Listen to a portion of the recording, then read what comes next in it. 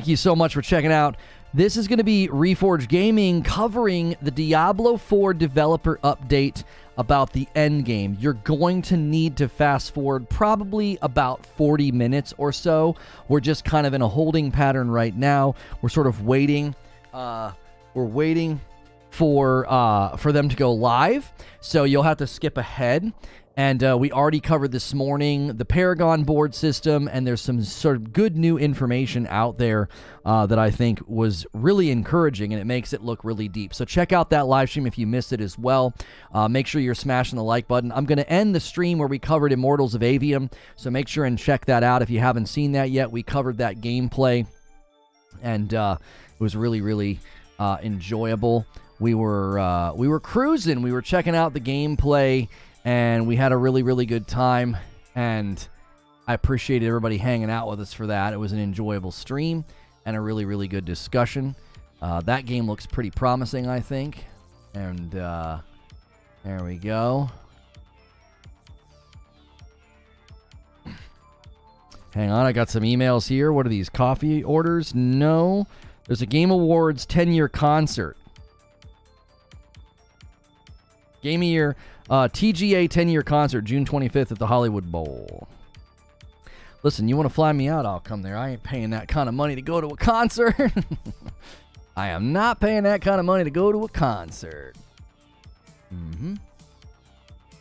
Hit that like if you forgot. Yeah, as you guys come over from the redirect, please do it. Please smash the like button. And if you guys want to recap or get back into the debate that we had this morning about the Paragon board system and the depth and is the game too casual. Also, right now, I owe you guys 10 members. I gift 5 members every 25. So right now, I owe you 10 members. And if we hit 75, I'll obviously owe you 15. We're also doing a really big VIP push. So all current members, if you upgrade to VIP, if like 40 more people do it, we will start doing weekly VIP streams. Creature might even join me for them, and it'll be sort of a an uncensored stream. Hey, Mike S. He jumps in at a member plus. Thank you so much. If you do jump in as a brand new member and you do a VIP, it counts as 2 in the count, and you'll get into all that VIP stuff if we do it. Member Plus is not VIP, though. Member Plus is just like a way to get out of the gifted member pool. It's a $6 sub instead of a $5 membership. So, I sent you 2 emails, says Hilly. First about your Halo video, and the second about your respec costs in Diablo. Yeah, we were debating respec costs at the end of that Diablo stream. That's right. We got into that debate about how it shouldn't cost anything. It shouldn't cost anything was the that was the debate. That was the debate.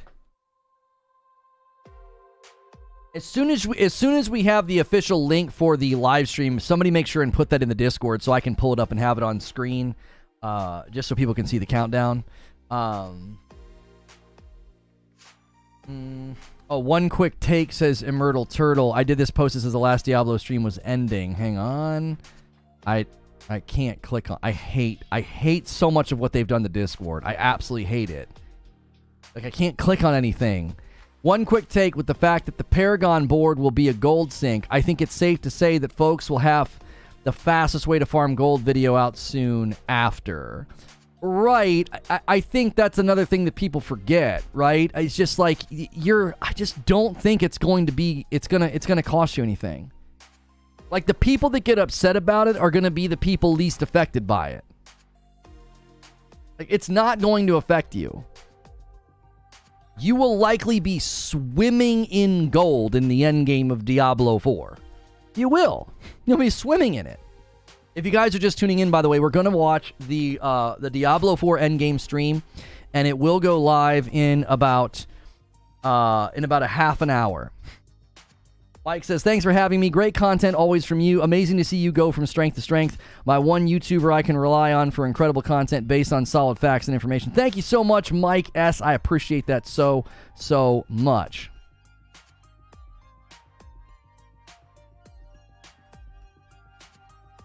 Their official Twitch channel, it might not be on YouTube. No, they always stream on both places. They've done this a couple other times, and it's always in both places. I mean, I don't care. I hate watching anything on Twitch because of all the ads. I have premium on YouTube. Hilly says, good, I want to be rich. Swimming in gold would be painful.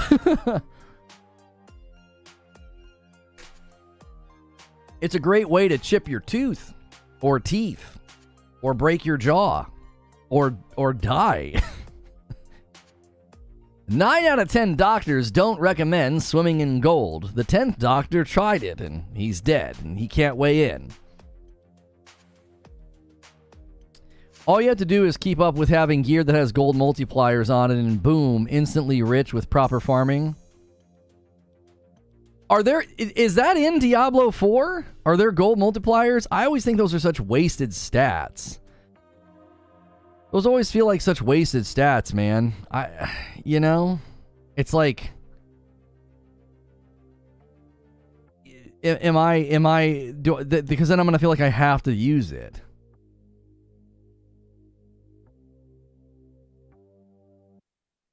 Because it's like gold find, it's like magic find, it's like anything find. You almost like have to run it. Never stop, Scrooge McDuck. That's right. Live your dreams, Scrooge McDuck. They're called world tiers. I'm talking about actual loot that you can wear, gear that you can wear. You could break your coccyx.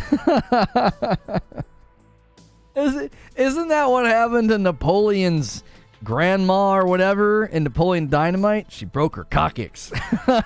Skiing. Uncle Rico. Oh, man.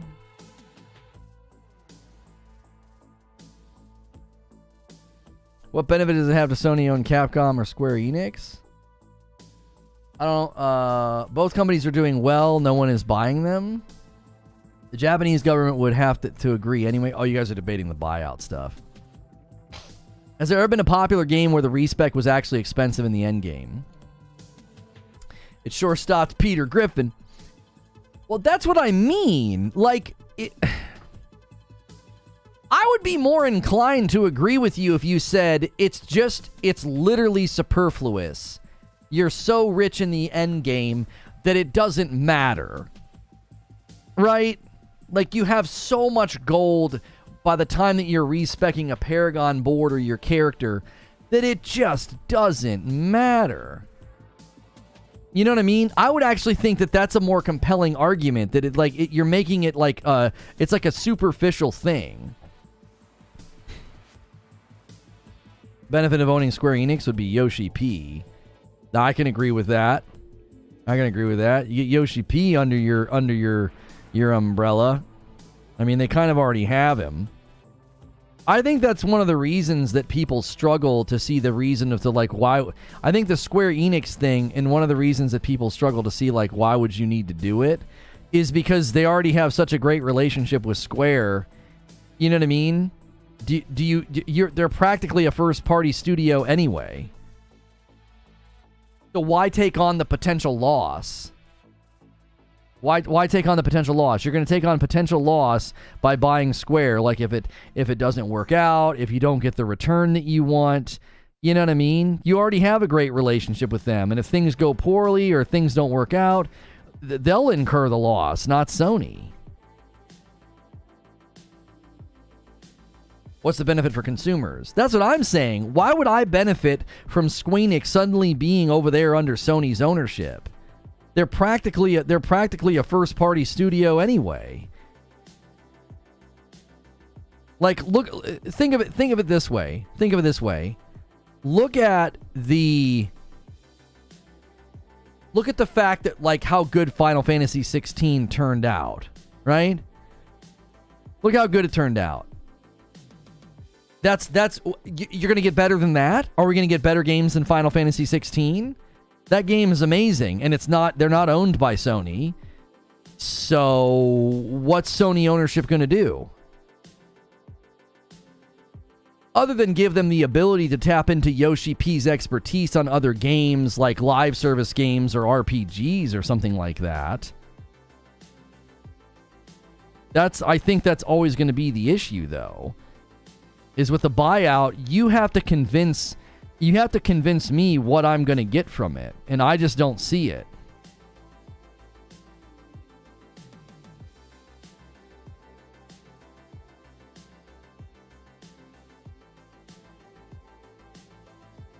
I'd imagine if Square Enix had to conform to Sony's standards and methods, assuming they don't already. But other than that, no real reason. Thank you so much. Broken. Appreciate it. All right, we got the live stream. Give me 1 second to pull it up. We got the live stream. They have it featured.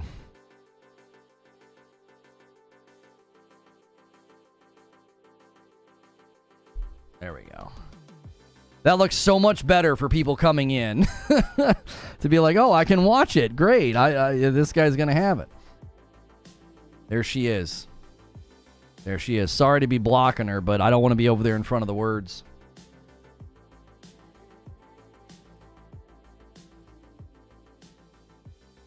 Thank you, Vinny Vaughn. Thank you, everybody who tried to let me know the video is ready.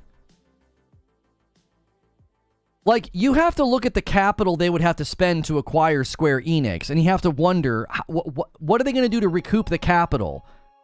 Hey, we're going to buy you so we can continue to put your games on PlayStation. They're already doing that. So how would they recoup the cost? Like, you know what I'm saying?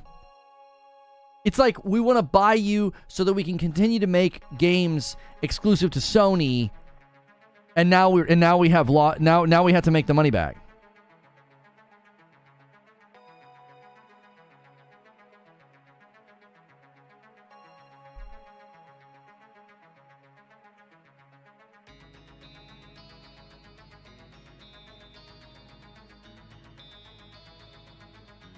How many VIP memberships do we need? Give me a second and I'll tell you. Yo, good to see you in chat, Brap. Looking forward to this update. Same siggity sname. All right, let's see here.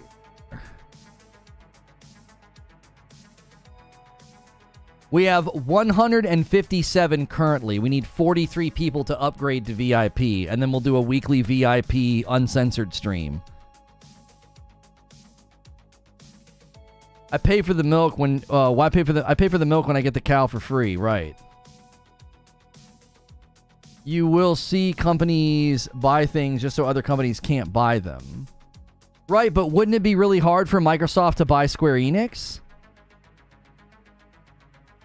I mean, I guess the danger that would leave Square Enix vulnerable is, number one, can they be purchased by a non-Japanese entity? If they can be purchased by a non-Japanese entity, don't they have to entertain any potential buyout offer that would be lucrative for the shareholders? And if they do, then they might not be able to deny a Microsoft buyout. So the only way you would protect them from that, which you'd have to have like the Japanese shareholder percentage thing that they do in Japan. Right? Doesn't Japan do that with some of the bigger companies?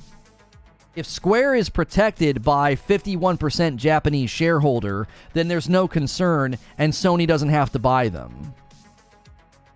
Do you know what I'm saying?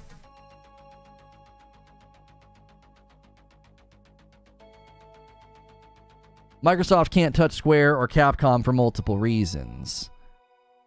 I like the shape-shifting abilities for the Druid class. The most exciting thing from the Diablo IV news lately was the news that the Druid's companions were going to do way more damage.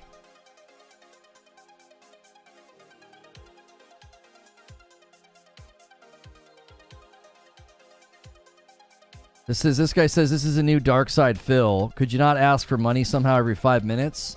I haven't said a word about money. What are you talking about? I've been streaming for 15 minutes.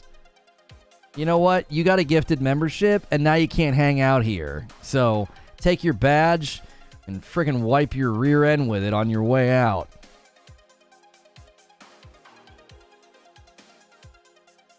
Somebody literally asked me for a VIP member count. Like, screw all the way off.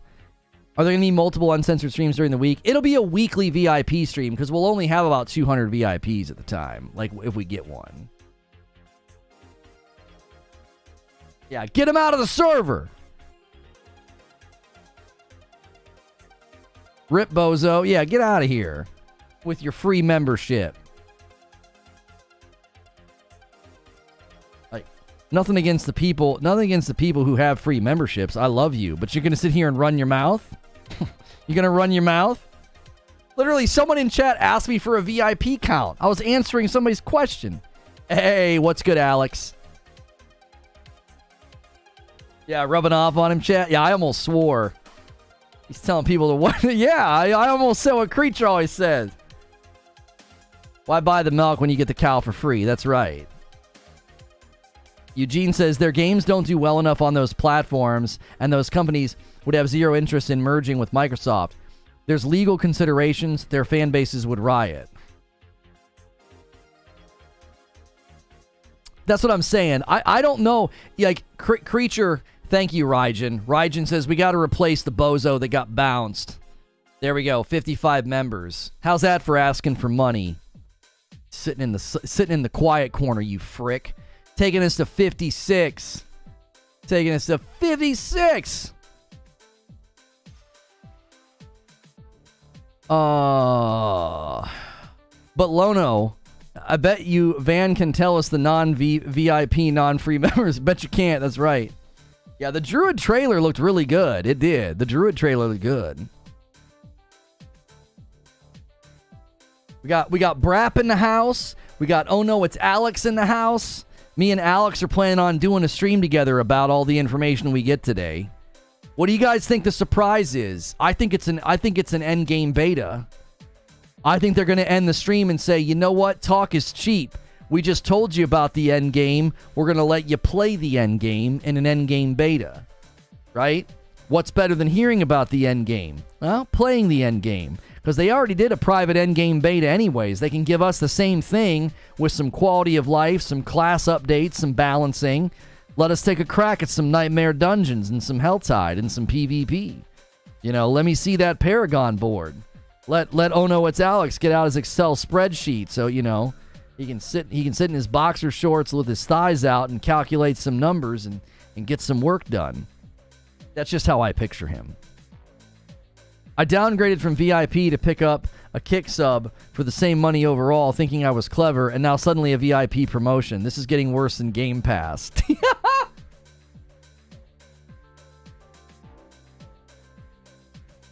I didn't mean to do that to you, Hilly. Zubair was the one that came with the VIP thing. I love the projections Lono makes. They make for great debate fodder. Projections? Oh, you mean like I project something's going to happen or predict something's going to happen? I swore they said they were going to do this early on during the first Endgame private beta. May 19th, early access for ultimate buyers. I don't think that would be the surprise. I don't think you would have like, hey guys, we got a big surprise during the Endgame stream, and it's early access if you spend more money. I think they're going to announce an Endgame beta. There's also some hints out there. About, oh no. Discord just crashed.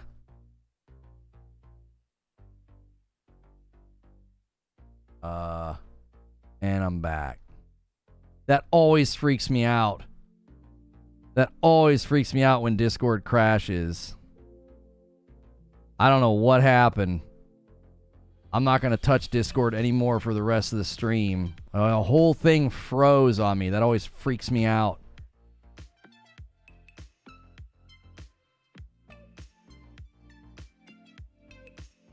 Alex recommended a great pair of boxer briefs for me. Thank you. Are they like the... what are they? What are the ones that my wife always gets me? The Ship of... What are... I can't remember the name. Sea of Fools? Ship of Fools? I don't know the name of it.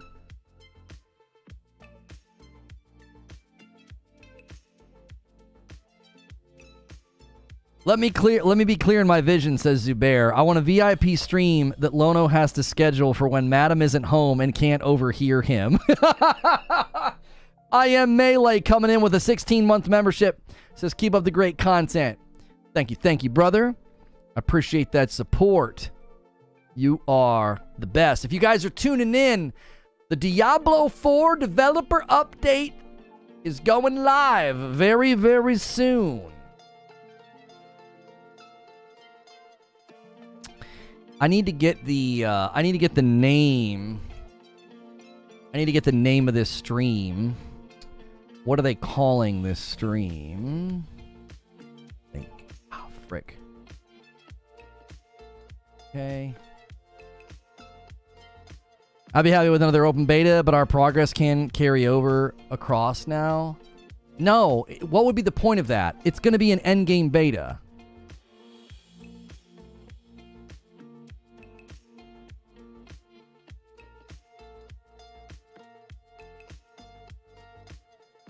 Yo, Water Marlin with 18 months. Might as well use mine too. It's a Member Plus. You guys at Member Pluses, thank you so much for doing that. You guys, Zuby, use the command and let them know. I don't want to talk about it and make some other guy mad because I'm asking for money. You know, heaven forbid. Heaven forbid. I'll upgrade one back on my PC, not doing it on my phone. I'll end up with YouTube Premium and forever moaning about lack of background play for members. If you guys are enjoying the stream, usually I am in this scene doing a talk show, and we do it Monday through Friday. It's a Safe for Work show. We're going to be co-streaming this Diablo IV Developer Update, and mine's called Diablo IV Developer Update, and theirs is called... Oh, perfect. Now I'm mad that you aren't asking for money. Two thieves, noted. Two thieves. Oh, pair of thieves. Yeah, pair of thieves. Yeah, I always wear... My wife gets me pair of thieves all the time. I like them. Why doesn't everyone expect their stuff to carry over from a beta? I have no idea. What's the code for the coffee? It's in the Discord, Mo. We had Doc Dark on Brap last night. Great guest. Dude, Doc is always a great guest. Always a great guest. He's a super, super dope dude. He's living in denial and he's having to cope with all the damage to Xbox, but I love him anyway, you know? He'll be alright. He'll be alright. Hey! Detonator! Detonator says, let's get some more members, people. Taking us to 61 members on the day. Ram, Eric Bruce, Roland Stone, Marty McFry, and Unwound Admin. Good to see you, Unwound Admin. How are you?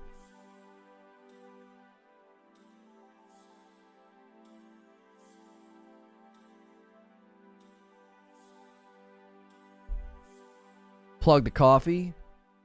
Zubair just had a fun idea of like a weekly VIP stream, and I was like, well, if we're going to do a stream just for VIPs, I need enough VIPs to warrant booting up, right? I can't do a VIP stream because there's always only going to be a certain percentage of people that can watch, right? So if we have 200 VIPs, you know, 10 of them, 20 of them can probably show up for a fun stream. Maybe more, maybe I'm wrong, but anybody that upgrades can take part in that, and we need like 40 more people to do it. Or I think like 37 or something. Purchasing pair of thieves right now. Yeah, they're good. Oh, the man himself, Rissick. This guy's going for the Eknor Award this month. Whoever gifts the most members gets the Eknor Award and a free bag of coffee. And this guy's doing it. Who is this? Who is this? Oh, okay, different person. I saw Damage Incorporated made me go, wait a minute.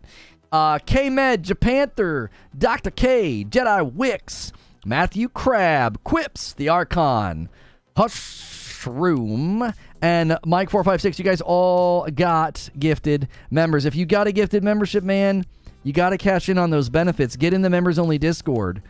There is a special code in there for members only. Buy two, get one free on the coffee. And we've got the coffee heavily discounted right now. Reforge Roast. com.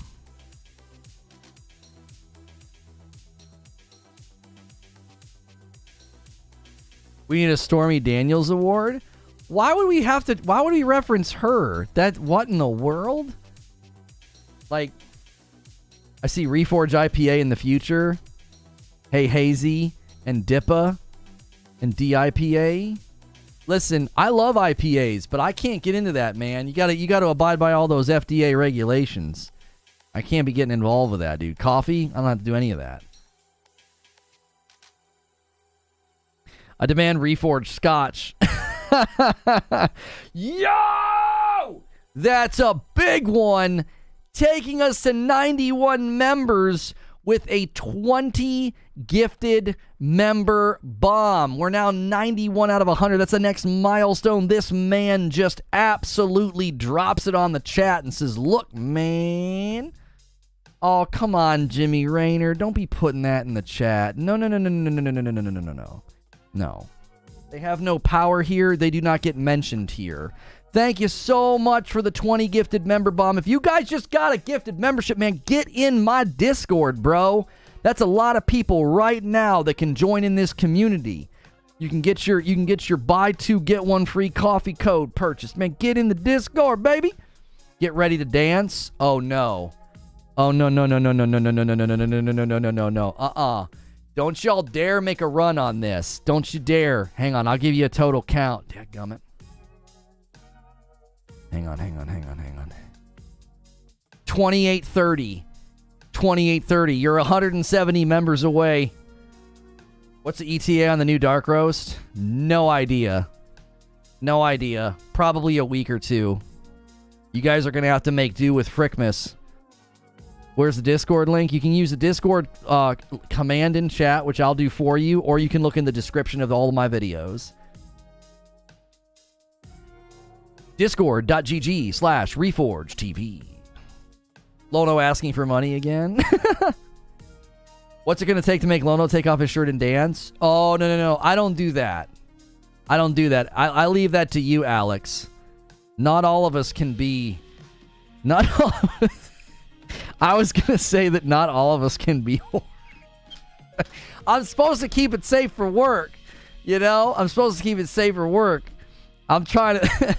I was trying to like have a clap back. I can't, dude. I don't have your body. Murph Dog takes us to 101 on the day. The next goal being 125. I owe you guys a lot already. That means I owe you 20 members. I owe you 20 members.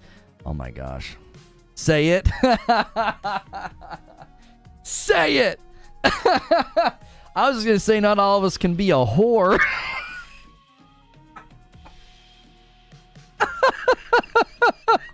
Say it, you coward. Oh my gosh. Only you, Alex. You've cornered the market. You've cornered the market of the meathead YouTuber who takes his clothes off for money. I'm actually surprised. Is it not against TOS to just yank your shirt off like that? Hey, you said it. Yes. I thought that might be against TOS, man. You know what I'm saying? Nips out, tips out. Or no, it's the other way around. Tips out, nips out. As soon as people start tipping you, he takes his shirt off. Only if you have nipples? Well, he has those. Say it with your chest. It's not... Yeah, that's right. I guess over here on Purple, you can get them out, huh?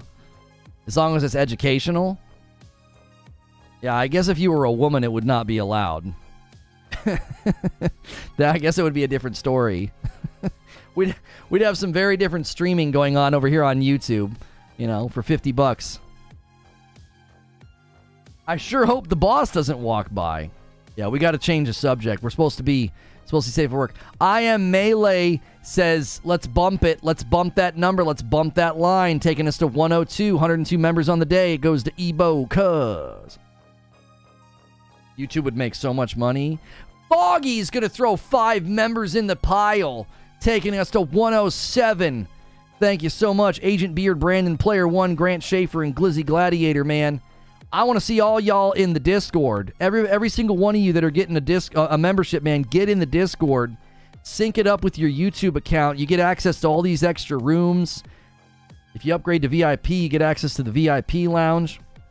Listen, if you're watching and you've never subscribed to the channel, make sure you're subscribed so that way you don't miss out on the content. Monday through Friday, a Safe for Work broadcast. It's a talk show that you can throw on in the background of your day about video games. What more could you ask for? You know, if you want somebody to take their clothes off, you have to watch Alex. All right? If you're into that kind of thing. All right? You're into big slabs of meat, you know, gyrating around. Yo, 5 more coming in from Cardoc Ren. Cardoc Ren takes us to not 1,012. That would be insane if we ever got 1,000 members in one stream. Takes us to 112. And it goes to Steven Estes, Benjamin ABV, and Epic Gameplays. That's a lot of members. It's a lot of members. Keep it going. Keep it going. Link for Lex, please. Big Meaty Man streaming. Oh, link for Alex. He's right there. Just click. If you're into that kind of thing, you know what I'm saying? He'll show you a good time. He's a great streamer. Let's get to 3,500 so I can see Lono in spandex. Hey, welcome back in. Thanks for renewing your membership. Thrifty PS Gamer Reviews. Thank you very much. I mean, I wasn't, but your recommendations are usually good, so it looks like I need an Alex stream. No, he's a good guy. He's a good guy. He's more than just a good content creator. He's a good guy. He had a stream recently where I came up and he stood up for me, you know, in more ways than just like he was telling people I'm not a Sony pony, but he was also like, hey, all that crap people keep trying to throw in his face. He's like, it's bull. He's like, it's bull. It's not true. And I appreciate when somebody can actually do their own research and think for themselves. We are at 2852. 2852. You're officially 150 members away from the Just Dance stream. Oh my gosh. Can't click on people's names. Am I doing something wrong? Oh, they might have changed it. You used to be able to do that. They were running a beta on chat features and you can't click on names anymore. Just go to YouTube and look for, oh no, it's Alex. It's not that hard to remember. Got a gifted last month. Been amazing with all the content. Had to renew. Man, if people convert, that's big. Right? That's big. 120 members before the stream even starts. This is my third stream of the day, so this is added up over the course of... This is the third stream, so it's kind of adding up. He's a himbo. What does that even come from? Like, what is that? Oh, what? Oh, no.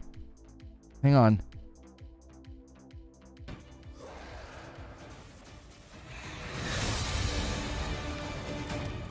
We're really excited about getting this game into players' hands, letting them experience this massive world. A main cornerstone of D4 is play your way. As a player continues to advance through the story and into the endgame, they'll unlock a ton of brand new activities that provide meaningful progression, no matter their playstyle. Players will be able to keep progressing in the narrative of the game. Alongside that, the whole team has worked on crafting a variety of different experiences players can pursue. We're going to have an entire world of Sanctuary for our players to offer. There's going to never be an absence of something to do. After the player has finished the campaign, there's a lot more game to go and participate in. They gain access to a special, what we call capstone dungeon that they have to complete. Once they're able to finish this capstone dungeon, they're going to gain access to the first world tier. As you complete the world tier, it will open up the opportunity for you to go into your next world tier. That involves unlocking powerful loot, new items, and more advantages for your player to have a better opportunity at end game. Whether you're a fan of dungeons, PvP, or just roaming around the world, there's a way to continue your Diablo adventure long after hitting max level. As your character continues to grow in power, you'll start with the skill tree and expand out into the Paragon system. A lot of the choices the players make are grounded on skills themselves and the fantasies associated with those skills. The Paragon board is a place where we're allowed to have a lot more depth, a lot more customization, many more options as you go. You can rotate the board, so you can choose a different path if you're like, I want to do more strength-based things, or I want these particular boons or glyphs. You can chart your path through it, and they're really a way for you to keep expanding your character and making it uniquely yours. Similar to the Paragon boards is the Codex of Power. It's an in-game system that holds the aspects related to the character. You are able to complete a dungeon, and they will have a chance to drop an aspect that you can pick up. And what this allows players to do is take items they're finding in the world and make them more powerful, turn them into legendary items. It's really special to discover what kind of playstyle really means the most to you. Every part of Sanctuary is fulfilling and satisfying. Dungeons in particular are really close to my heart. Nightmare dungeons are going to give the players the opportunity to experience a dungeon that they might have already experienced in their past playthroughs. They'll enter the dungeon with a found sigil that alters the playstyle and the intensity of the dungeon. They're more difficult, and they have additional objectives, and then they also have affixes, which add a degree of difficulty for you and your group to work through. One of my favorite affixes that you can find in Nightmare Dungeons is actually called Hellgate. Occasionally, these portals will open up throughout the area that will just pour out different monsters that aren't native to that region for you to also be dealing with while you're trying to handle everything else inside the dungeon.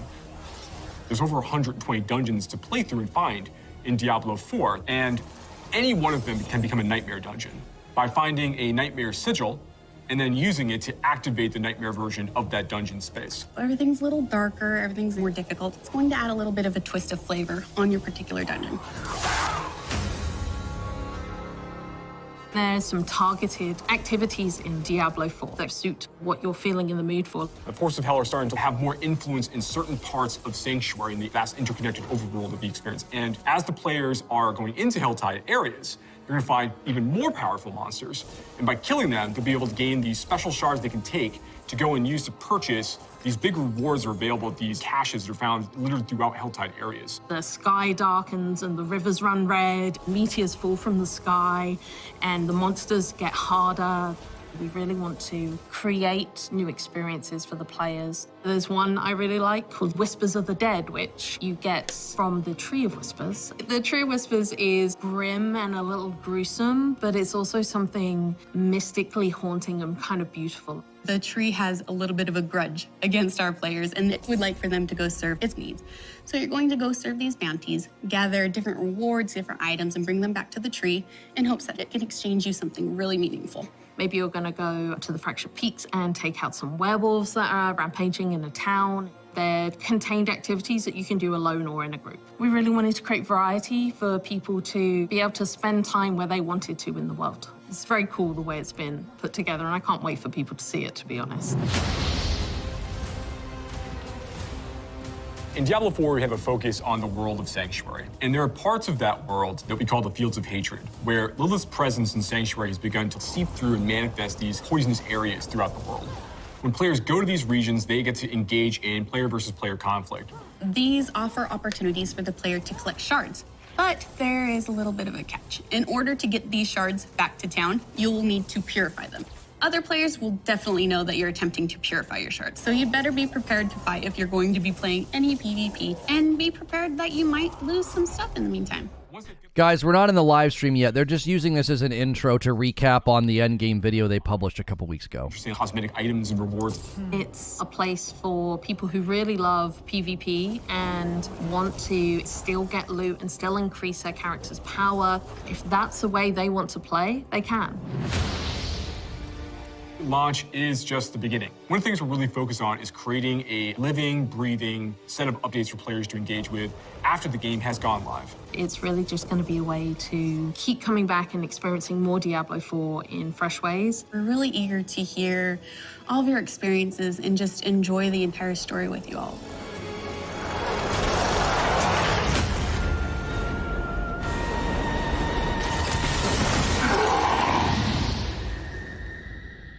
All right, I'm going to turn it down because I think that was low for some reason. Hey folks, this is Riker, and welcome to the next Diablo IV Developer live stream update. Such a great voice. Your co-host, I'm a YouTube content creator and professional Diablo fan, and I want to thank the Diablo team for having me here today. We're going to be diving into some juicy topics, and we have with us some folks who will take us through those. We have with us... Hi, I'm Joe Shelley. I'm the game director for Diablo IV. And for folks watching us here and keeping an eye on chat, please keep an eye on the cameras. If they start spinning end over end, you know we had a bad problem and we're not going to space today. Fair. Okay, I'm Joseph Pipora. I'm the associate game director for Diablo IV. And I'm Adam Fletcher. I'm the associate director of community for the Diablo franchise. So we have a lot to talk about today. We have Riker here. Thank you again, Riker, for joining us to be our host for this actual live stream itself. And we did want to actually do a few quick agenda items and so forth beforehand. Just a reminder to everyone that Diablo IV obviously is coming out in June, and you can still pre-order. Yeah. We do have deluxe and ultimate versions available for pre-order, or you can pre-order just the base game itself. But the deluxe and ultimate versions actually give you early access, so there should be a QR code on screen if you want to pre-order for deluxe or ultimate versions of the game. Today, though, we have a ton to talk about. We expect this stream to be about 90 minutes or so because we want to cover a lot of different topics, one being Endgame, the other one being some class balance changes in regards to some of the beta feedback that we ended up receiving, as well as the dungeon feedback that we also received during our beta learnings that we actually posted last week. So without further ado, I'm going to stay quiet for most of the stream. You'll see me more towards the end, but I will pass it off. Yeah, because of that beta, baby. I'll be on Twitter the whole time. He's very busy. Yes, yeah, there's gonna be an Endgame beta. Doing Q&A afterwards. True. But I will pass it off to Riker because obviously, Riker, you've had quite a journey in getting down here, and of course, over the past week, you've been able to play the latest builds of Diablo IV, and would love to get your take and. Ooh, nice, nice. Yeah, I mean, absolutely. So I've been waiting for Diablo 4 since years before it was ever revealed. I've been waiting so long, I'm literally transforming into Deckard Cain. I mean, look at me. So yeah, when you reached out for the chance to come to the offices, play the latest build, then getting to come here, getting to experience it, getting to talk to some awesome people who gave me awesome insight into the build, into the systems, and get to play with decked out characters, endgame builds, seeing all the synergies coming together with the items, the Paragon boards and everything. It's really been a blast. Awesome. Good to hear. I know one of the first topics that we wanted to jump into was, I believe it was talking a little bit more about the world tiers and the capstone dungeons, I believe. Yeah, because that's basically the gateway into all the other topics, right? Because we have the world tier system is like the different difficulties, and the capstone dungeons is how you unlock those and then get access to all that end game stuff. So I think we have some footage to show while Joe, you want to talk us? Yeah, let's talk about this. So yeah, I guess the first thing we want to talk about here is when players are going through the base game experience, they're finishing the campaign, they reach level 50, they get to move into their first world tier content, which is the Nightmare tier. But before they gain access to that, they actually are going to have to go through what we call one of our end cap dungeons. These are longer and more challenging dungeon spaces that have big boss encounters mixed throughout. They kind of serve as milestones where players are expected to pass in order to gain access to that next world tier. Now, Riker, when you were playing, you had a chance to actually check out your first end cap dungeon, at least as part of this test. What was your experience playing through this? Yeah, so the first end cap dungeon, all right. I was one of those guys who was saying veteran difficulty is too easy, crank it up. So end cap dungeon, I think the first one, it's recommended level 50. I was level 45. The druid's cleaning up. Went in there. It was a humbling experience. That's how I discovered that, yeah, if you die enough times, you got to go back to town to repair your gear. So hardcore players beware. I had to learn boss mechanics, study, adjust my build, and eventually put my tail between my legs, go power up a bit more before trying it again. But then conquering it felt like a really great achievement. Very satisfying. Yeah, these aren't really spaces we expect players to want to go and try to farm and try to get a lot of things out of. It's more, these are milestones, gates for players to pass in order to gain access to that Nightmare tier. Once the players actually get into this next world tier 3, they're going to get access to a few new features. We're going to talk about a number of them today. So you'll start to see that areas of the world are going to be affected by the Helltide system. You're going to get access to Nightmare dungeons. You're going to start to see unique items begin to drop in different parts of the game. And then you're going to start to see sacred and ancestral items also begin to appear in World Tiers 3, and then particularly in 4.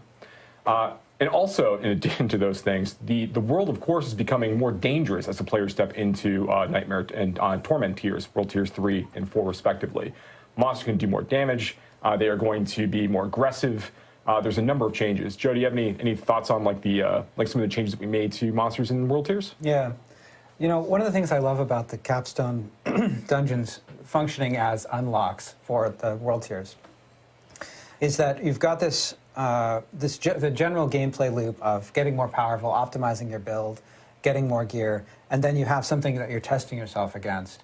And then when you defeat that, you move into this entirely new world tier with all of the additional like systems and mechanics and features that unlock. So you're really moving into a place where new stuff is happening. You're unlocking new cool stuff. Yeah, enemies are more aggressive, they're more accurate, they're faster, they're moving more quickly. You start to deal with champion creatures, which are just more powerful minions that can show up in your elites and be affected in certain ways. That's right. Like, yeah, the monsters have certain cooldowns between their attacks. They have logic for how they do targeting. They have projectiles. Some projectiles have seeking, True, yeah. So they can home to some extent.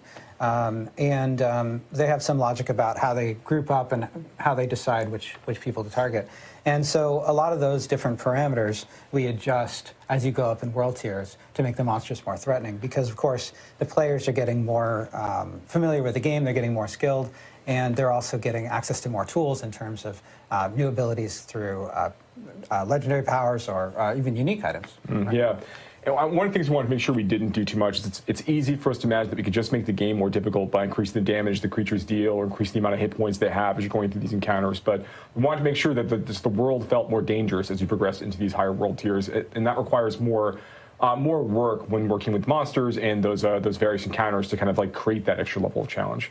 Did you kind of determine and sense anything, like kind of going from world tiers like 1 and 2 into like world tiers 3 or 4? Oh, I definitely felt it. You stated in the difficulty descriptions, I guess I just glossed over it and I just expected more damage, more health. Yeah, I know how difficulty works. But I was starting to feel, oh, the world just seems more hostile, more aggressive. And that's when I realized, oh, there's a lot more at play in the increased difficulty here than just bigger numbers, which is nice.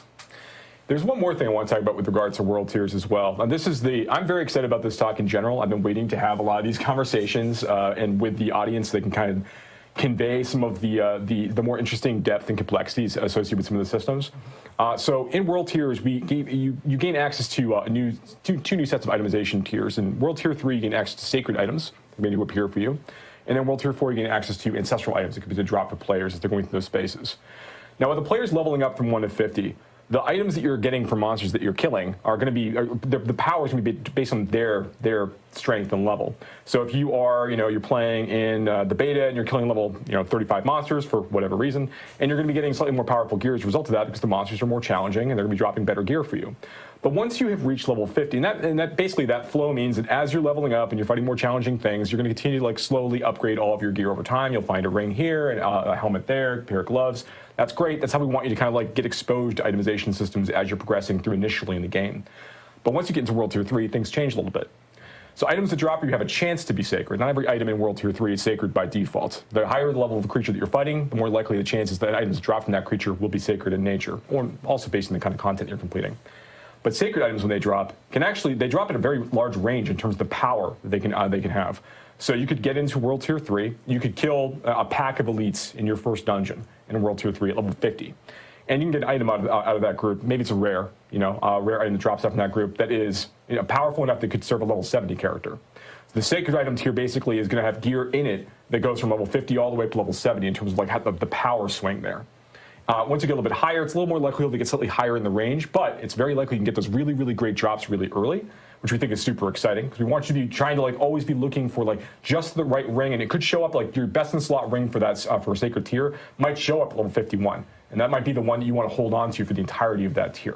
And you're talking about when you're talking about these sacred items, the level requirement for this ring, for example, is not 70, right? No. So the level, that's a great point, Joe. So the level requirement for this is actually to be set at the level at which you actually loot the item. So once again, we have trading in the game.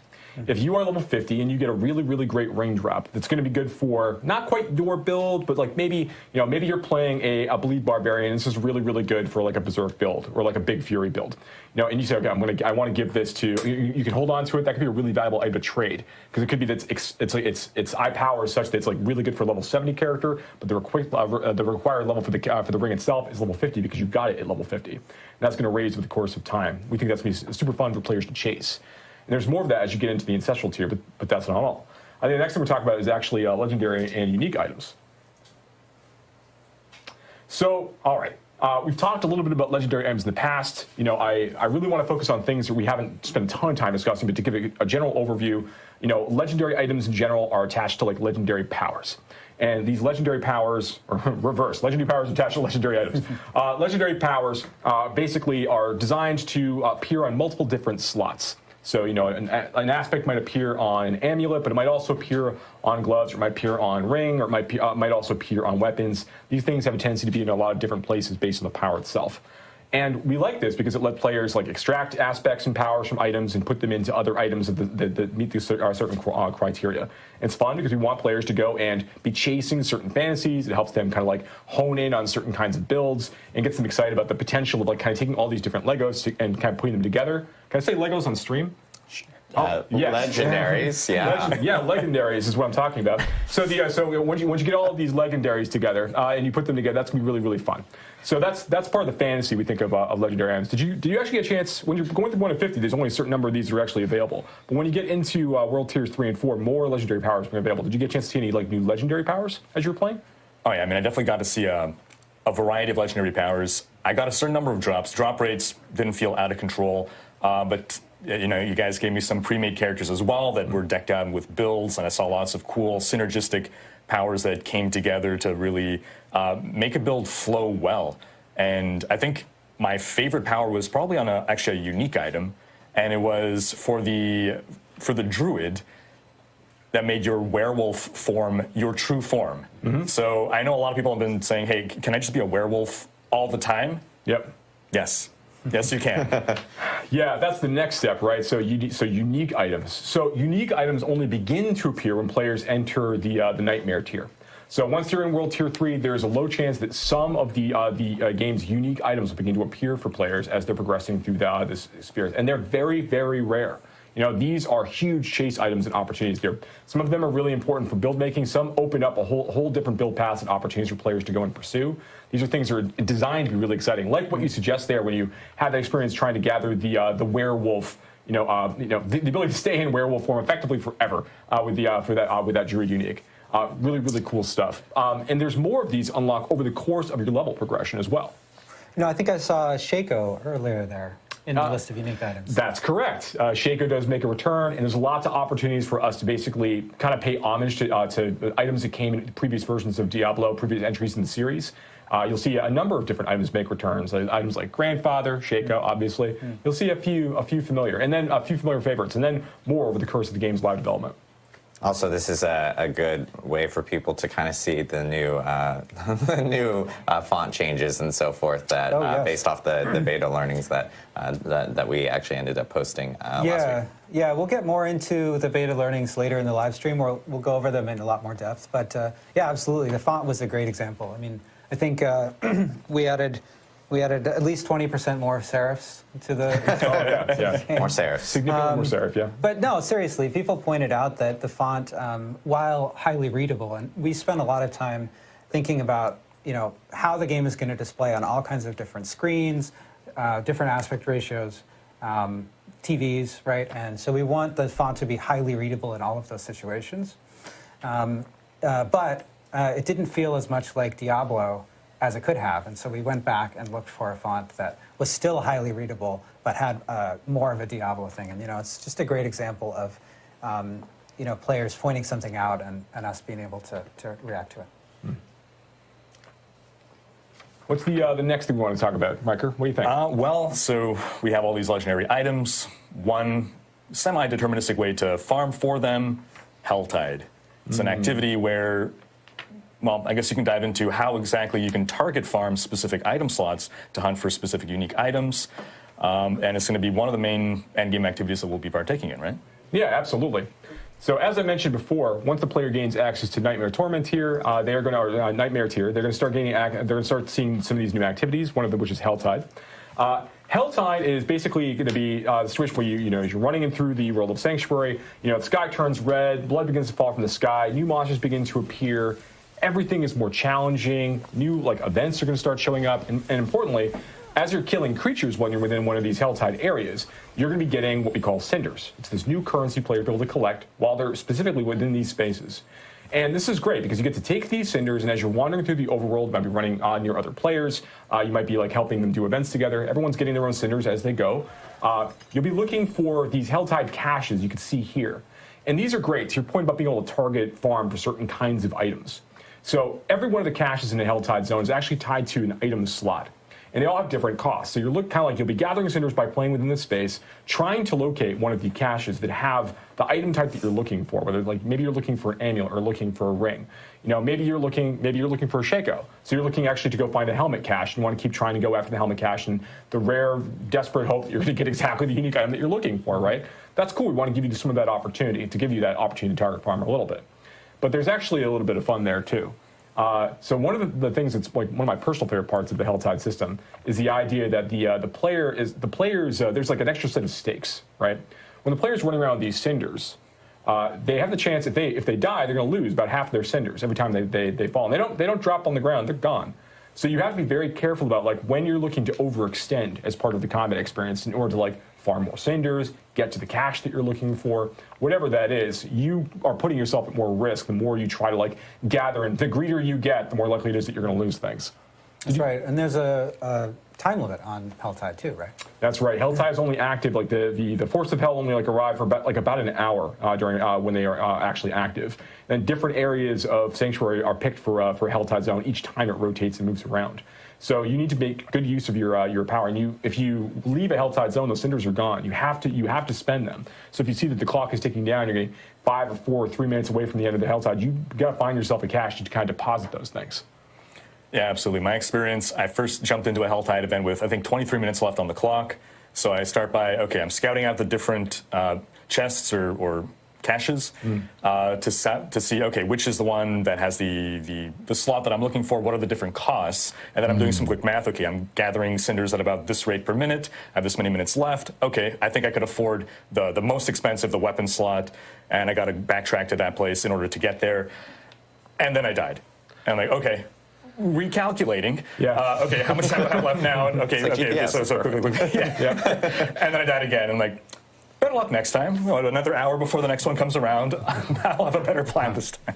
Now, granted, you can still get legendary items dropped for you. You can still get really good drops inside Helltide experiences while you're killing monsters. So it's not like if you lose those cinders, you've lost all opportunities for rewards. Yeah. But obviously, it does take a little wind out of your sails if you just happen to get jumped at the wrong time. Again, another great opportunity for there to be players nearby when they're trying to help out in those situations. Yeah, one of the things I think is really cool about this is that these chests or caches, boxes with loot and awesome loot inside, right? Each time a Helltide appears, they're in different locations, right? So you have to go and find them, as Riker was saying. But for the duration of that Helltide, they're in fixed places. So, when you go into the Helltide area, it's useful to scout out and see where the caches are for the item slots that you're interested in. And then you can, mentally remember, okay, I want to farm around here. I'm going to come back here. I'm going to get this item or whatever. And one thing I want to call out here, you saw one of the caches on the screen earlier, in some of our video that we captured for it. Now, we did capture that with the UI off, so you can't see the icon above it, but there is an icon that says, in here, there are boots. That's correct. So you will know before you open that cache what's in it. Okay. And that's not all. Good. There's other risks and dangers inherent in Helltide areas. This is an opportunity for you to fight some different bosses. Again, like I mentioned before, there are different events and things that actually are going to be showing up. And of course, we can't really have such a wonderful experience as Helltide without our baby boy, the Butcher, showing up occasionally and causing serious mayhem and that Butcher in the overworld of Sanctuary. So lots of really fun things happen inside these Helltide areas over the course of the player's experience. And it's also an opportunity to farm a special crafting material, right?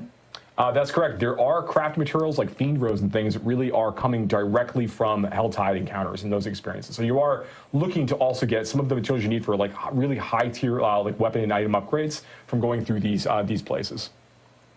So Helltide is what we're doing to farm crafting materials in order to target farm specific drops. Another big activity that we're going to be doing, Nightmare Dungeons. You want to talk a bit about that? Yeah. So, yeah, Joe, do you have anything you want to talk about for Nightmare Dungeons first? Nightmare Dungeons are, we're going to talk, again, we're going to talk about beta feedback at the end of the show here, or near the end of the show. But there's sigils. Nightmare Dungeons are our key dungeon replayability system for the later part of the game, right? And Revives allowed. Sigils, and Joe's going to talk a little bit about the sigils, but we're really excited for players to get to check out all of the cool ways that the dungeons can really be transformed by the Nightmare Dungeon system. Yeah, so first up, Nightmare Dungeons, very, very exciting system. Players haven't had a chance to play these in our betas yet, but as they get into the endgame content, start going through World Tiers 3 and 4, you'll begin to see, you'll gain access to some of your first sigils, which are primarily initially earned by completing Whispers of the Dead, one of our other overworld content features that players will be able to engage with. Now, sigils are really interesting in that they are tied to a level when you find them, which is going to affect the level of the monsters inside that space. They have various afflictions, which we've talked a little bit about in streams in the past. These are going to modify the way that level rolls out. But Nightmare Sigils, when they are activated, after you collect one, is going to basically open up a portal near an existing side dungeon. And in the pre-release version of Diablo IV and additional seasons, we basically select a subset of all of the side dungeons of the game that can become Nightmare Dungeons for that period. So players become more familiar with a set number of these because they know that they can be populated with these Nightmare Dungeon experiences. So you might already know, whether it's Annex Claim or whatever it is, what the layout of a given dungeon might look like normally. But Nightmare Sigil is going to change that by introducing these new afflictions and then also these greater afflictions. We showed earlier in the video like this, or right now actually we're looking at this hell portal, nightmare portal that can open up and basically spawn in all these monsters from other like monster families that might not be native to that dungeon, which is pretty cool. In that we like the idea that players are going to have to kind of deal with these new different threats than what they're typically used to as part of that encounter. And there's a number of these other like greater afflictions, like we showed the Stormbane's Wrath, that disc thing that was floating around around you, and occasionally it just pulses out this really big, stunning, damaging effect. So you have to be mindful of where it is. You should make sure you avoid it as part of the combat experience. Definitely adds a new wrinkle to gameplay as you're going through. And we add more of these afflictions as the player continues to level up and they get to go deeper and deeper into the Nightmare Sigil system, unlocking higher level sigils and dealing with more and more dangerous threats over the course of time. And this is a really great place, not only just to earn experience and really push your build and make sure that you're strong enough to tackle these sorts of challenges, but you'll also be able to. These are really great places to farm for like sacred and ancestral items in particular. And these are the places that you're going to be upgrading your Paragon glyphs. We'll be talking more about the Paragon system right now. So, and that this is an opportunity to show the actual upgrade glyph screen. I just noticed hey, look, it's actually up right now. What timing?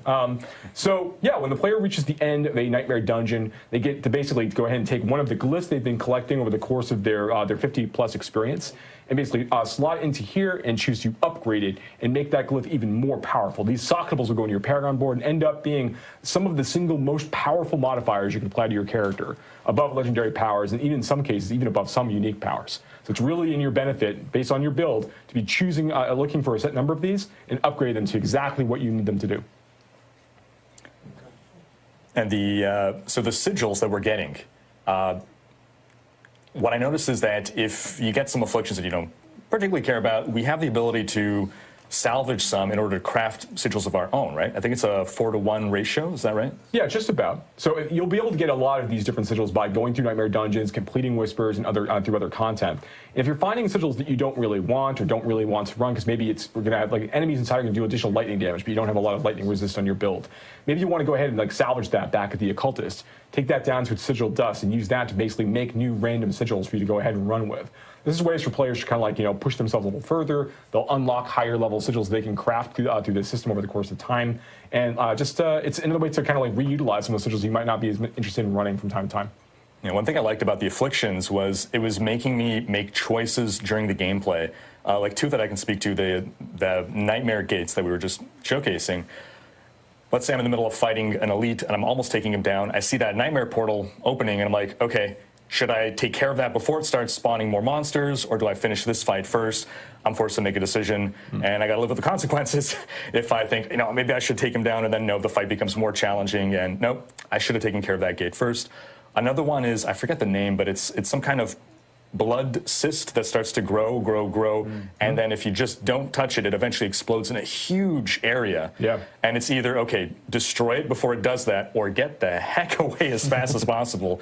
Again, making choices, and it's like, okay, I think I thought I had time to get away, then I got crowd controlled, and then boom, one shot. So I like how it changes the dungeon experience depending on which of these afflictions that you get. Yeah, absolutely. And there's death counts in some of these as well. As time goes on, you get into the deeper ones. Where you got to be careful. You can't choose to just throw yourselves at these things. And if you're making mistakes, you have to really evaluate carefully how you're progressing. Yeah. Sure. That's true. So yeah, you got a chance to play through some of those. So yeah, Nightmare Dungeon is very exciting. And they'll go up beyond level 100 as well. Actually, so this is a content type that you can actually fight up to creatures up to level 150, actually, as part of the experience, based on how far you're able to push yourself as time goes on. So really excited about how far players can go with that. All right, now you're talking about glyphs and the Paragon system, so let's talk more about those Paragon boards. Oh, let's do it. Okay, Paragon boards. So we've talked a bit about Paragon in the past. We've shown pictures of the board just like this, and we've shown you things like, hey, look, here's normal node, and this is the way that you're going to earn 5 willpower.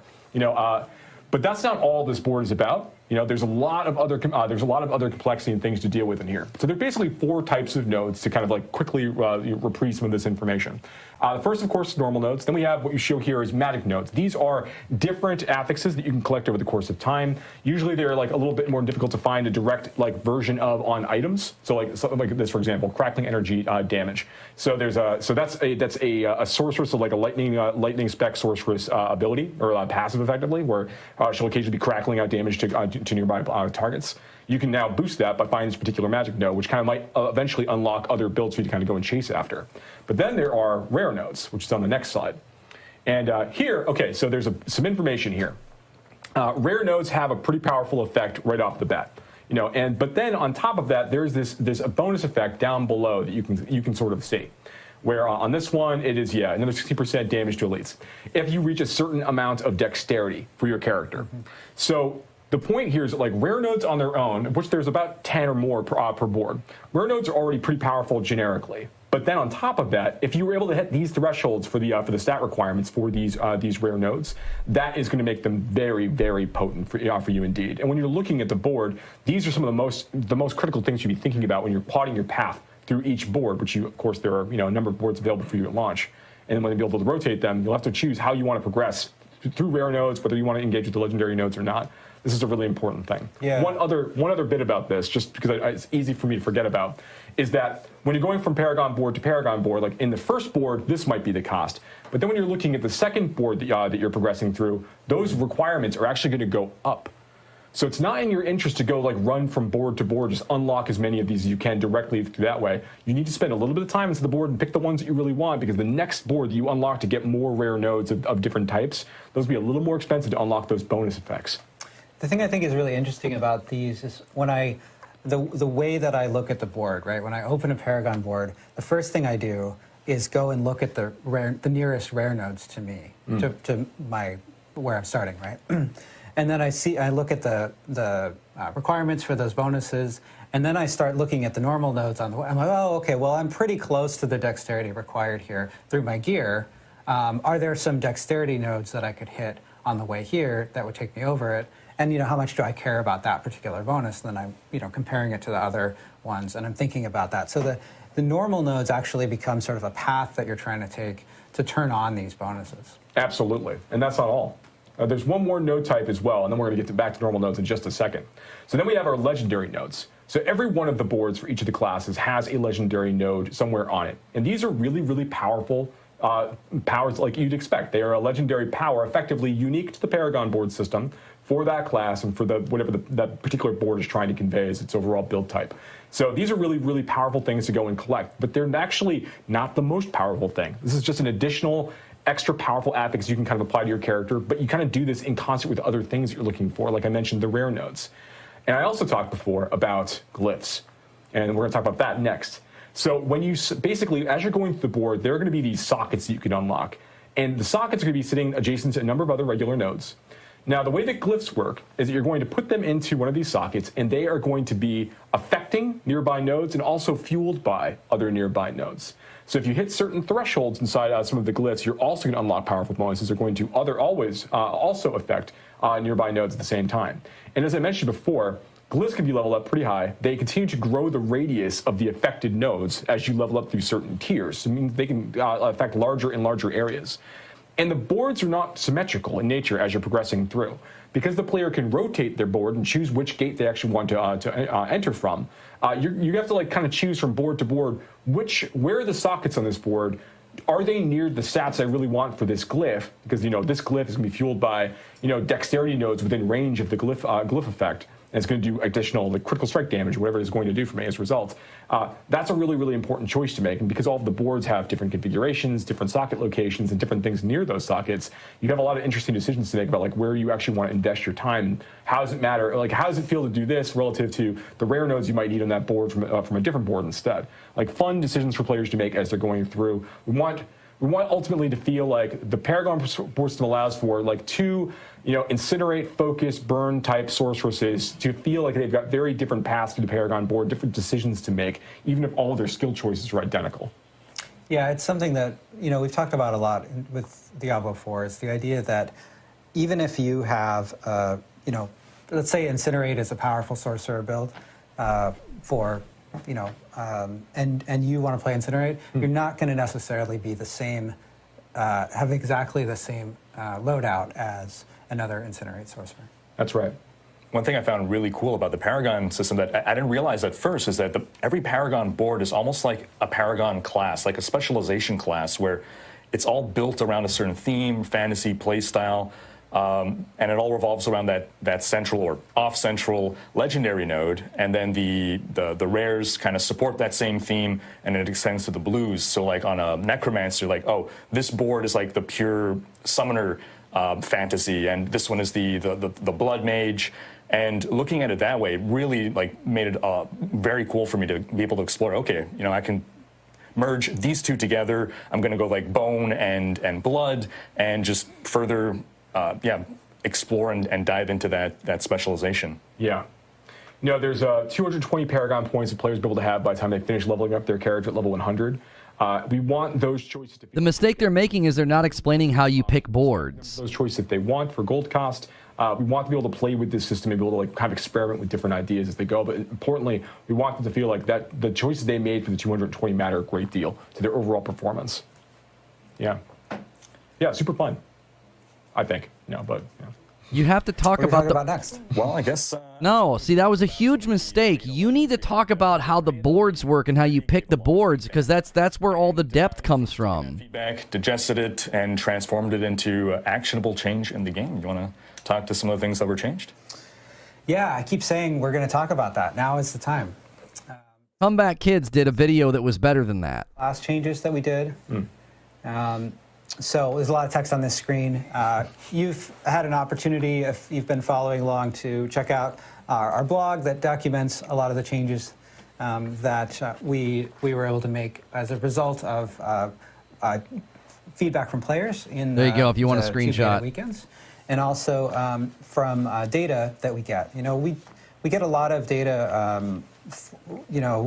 How many times someone dies in. Our Necromancer's dying a lot in this dungeon, or is this boss killing barbarians a lot of times? And we can use that alongside player data to identify areas where there might be a class deficiency, or areas where maybe something is exceptionally strong compared to other things that are balanced to be the same power. And so, in general, one of the things that we looked at from those two beta weekends is feedback that the Barbarian and the Druid, the melee classes, felt weaker than the Necromancer, Rogue, and Sorcerer. And there are a lot of aspects to that. So there's some nuance in here, right? Like for the Barbarian, we felt, we identified that the Barbarian, at low levels in particular, needed more damage reduction sort of built in. And so we added this passive damage reduction. So you're just going to take 10% less damage just flat no matter what choices you're making as a barbarian, and that's to account for some of the ways the barbarian has to get up close and personal with their sort of weapon-heavy spec. We also identified elements of the druid that you could really benefit from some buffs. In fact, I think, Riker, you got to play the druid a little bit.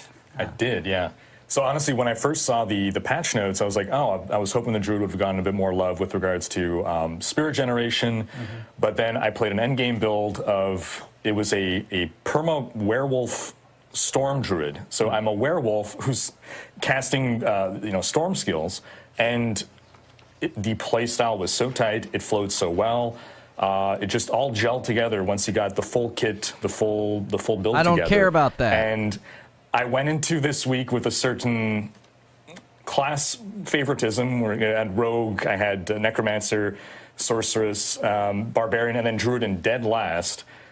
I'm completely confused now. I think druid might be my favorite now. Yeah, it's, another thing that we did, if we take a look at I don't care about endgame build. I want him to feel good on the way there, too.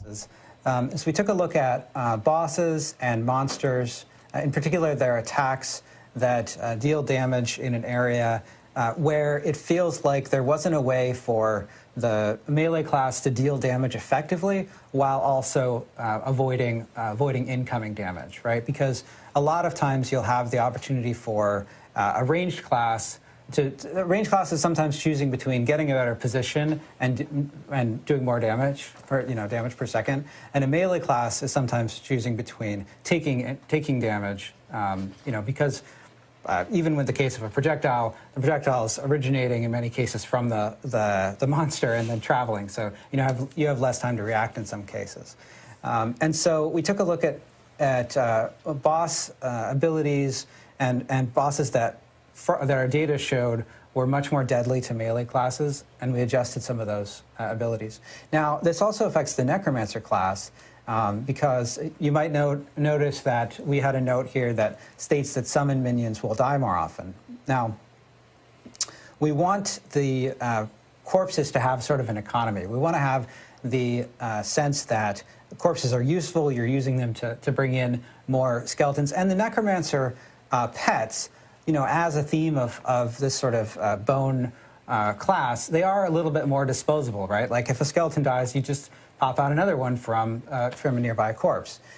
So we want them to be, dying and getting resummoned. And we want to make sure that there are plenty of corpses, so you're not going into a boss and running out of, like, oh, I don't have any pets and I'm a pet builder. We certainly want to make sure that you have pets available, but we want them to be kind of coming back from time to time. So we increase the damage that they take a bit, but we also, I was talking about areas where bosses are doing too much damage to melee. We also took a look at cases where there were abilities that felt unfair for pets, where there was just like a huge damage in a huge area, and maybe it's no problem for a player to get out of it, but trying to micromanage your pets to get out of this. Micromanage an army of skeletons around, yes. That's not a fun gameplay that we're trying to capture specifically with the Necromancer class. So we modified the damage that those kinds of powers do to pets. Both Necromancer and Druid pets, in fact. Yeah, we do want to make sure that managing your minions to some degree is... No, Graydon, that's not what we're complaining about. I want to know what you did to make the Druid not feel like trash on his way to leveling. Telling me he has a strong endgame build is not an answer to the experience I had in the beta. Necromancer class is needing to resummon, to your point, these kind of disposable soldiers that are supposed to be helping you. Mm-hmm. So we want to make sure that continues to hold true, but not to a point where like an armored necro can't go fight bosses. That's obviously not what we're trying to build with any of these changes, of course. We just want to make sure that the Necromancer does get a chance to engage with those parts of the mechanics.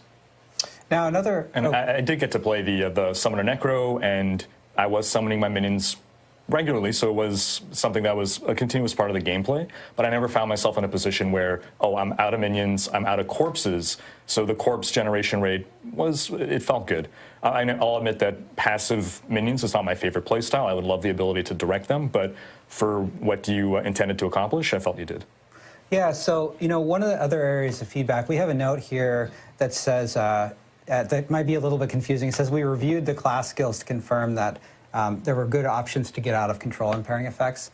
In many cases, what we mean is Unstoppable, which is the effect in Diablo IV that clears all control impairing effects, crowd control effects, and makes you immune to them for the duration of that effect.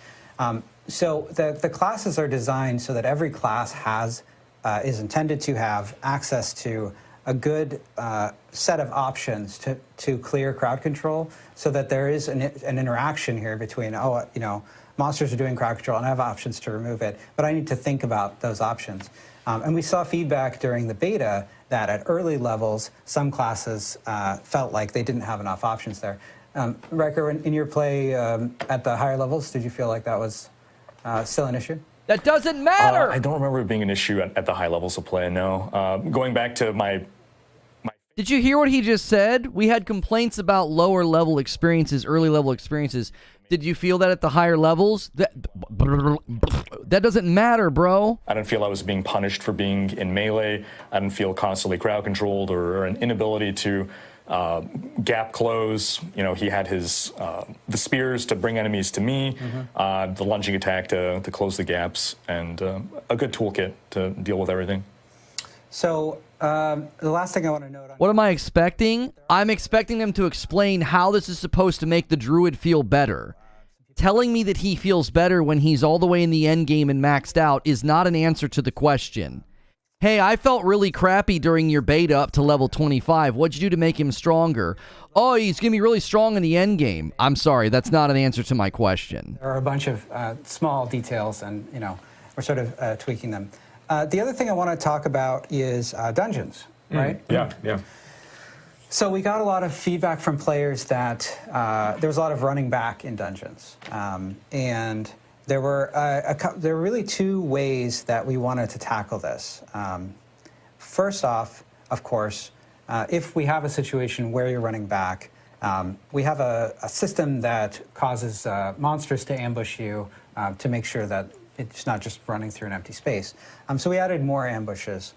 But secondly, and this is really the more effective aspect of it, we changed the layouts of dungeons and where objectives were located in the dungeons. Oh, yeah, that's right. Look at this. Graphic design is our passion. Yeah, absolutely. I wish that I made this graphic because it's... I did laugh really hard when I saw this the first time. So I love it so much. But I did not make it. But I think this is a great example. So this is one of the dungeons that players called out in beta, Hoarfrost Demise, right, as one that had a lot of runback. And one of the reasons that you can see here that it has so much runback is that the objectives are laid out in a way that you have to run down a long, narrow hallway to get to one, and then you have to run back. It's a dead end, and then you have to run back down that narrow hallway. So we changed the layout of Hoarfrost Demise like this. Right. So you can see that the objectives, which are those diamond icons there on your screen, are along the main path of the dungeon. And remember now, in this case, the player has explored all of the dungeon and you can see all of the map. Yeah. But when you're playing through the dungeon, you don't have, the map is fogged, you haven't explored it yet. But it's set up in such a way that as you're exploring through the dungeon... I understand that this stream is about Endgame. That section of the stream was specifically about feedback from the beta. That's what they were talking about. And the feedback from the beta was, the druid feels like crap in the early game. How did you solve that? And they started talking about how he feels in the end game. And no, I don't want to play a character that sucks the entire game and suddenly gets better. You create stupid meta trends where everybody runs the same dadgum class. We identified a number of dungeons that got this feedback in beta. And we also, we were talking about Nightmare Dungeons. We also want to make sure that Nightmare Dungeons have this, we address this for Nightmare Dungeons as well, because it's a key replayability system, as we were just talking about earlier. This is another example of Cordragon Barracks. It's another dungeon that we saw a lot of feedback and screenshots from beta, where you can see that the objectives are set up such that clearly you're going to have to run back all the way back through that long hallway. You're going to spiral around. You have to go out. You have to explore out from those spirals, and you can end up getting confused and running back. Because the other thing that happens here is that if you've run to an objective and the next thing that you have is back along a path that you know about already, then why wouldn't you just run back along that path that's empty of monsters? It's not fun. It's more fun to kill monsters, but it's more efficient than exploring some unknown that might or might not lead back to it, right? So that's a key part of these layout changes as well. And if you take a look at the next shot here, you can see how we rearranged the objectives in Paragon to ameliorate this. Yeah. Now, these aren't the only changes that we made either. There's some other things we did to actually just straight up just regular objectives. So there's things like there are some dungeons where the players are asked to kill all the monsters inside a dungeon space. And in those situations, we've made it so once the players reach a certain threshold of monsters they've killed, rather than saying there are potentially as many as 50 zombies in this cave, after the player has killed, 49 zombies, they might still be normally looking around in the last corner where a zombie is kind of hiding in a closet someplace, right? In this situation, instead, once you reach a certain threshold of zombies that you've killed, now they actually begin chasing you down. They start looking for you in that situation, such that you don't need to go crawl through the entire space and explore every inch of unexplored area in that dungeon just to find the zombies. Some of them are going to come after you in those situations, which is a great change to make it a little bit easier to engage with those things. And then there's another one, we have features or dungeon objectives where the player is asked to go and collect anima, which are just these objects, these motes of energy that drop on the ground when you kill certain kinds of monsters. Sometimes you need to go and gather a whole bunch of these things and then bring them back to another area to deposit them. Sometimes it opens a door, might summon a boss, all kinds of things that we do with this. But in these situations now, when players are collecting this anima when they're running around the dungeon trying to find all these creatures and do these things, you're going to also gain various buffs by picking these up. You're going to gain some resource back for your class. You're going to get some other things. It's actually really great. When you actually deposit these things, you're going to get a health potion. So there's lots of things we're trying to do to make sure that those experiences help speed you up and feel great to engage with, while you're also going through a lot of the layout changes that Joe just talked about.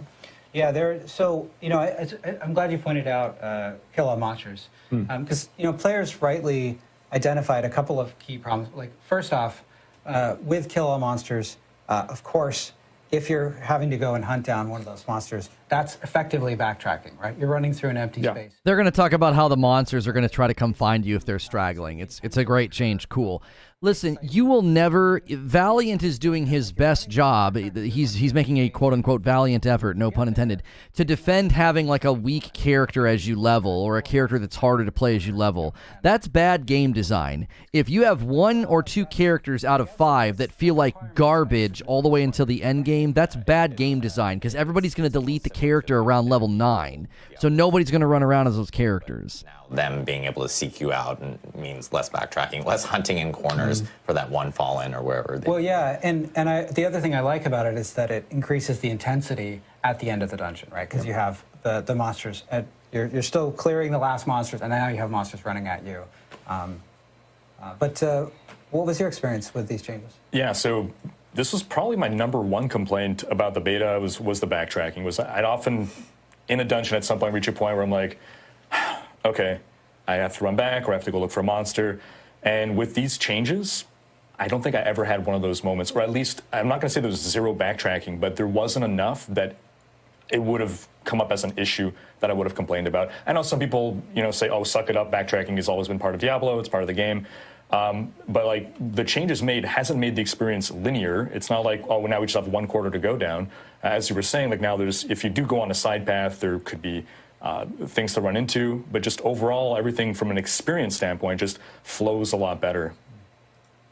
I know with beta learnings and everything that we took in from the community and we posted on the blog, we actually had a big question in regards to dungeons and resetting dungeons and how that actually works. And I do want to take some time for you guys to be able to clarify a little bit, because there's tons of questions. And then we tried to clarify, and I think we made it worse. So we're going to... Let's re-clarify the clarification. Exactly. Yes, so the reset dungeon button, right?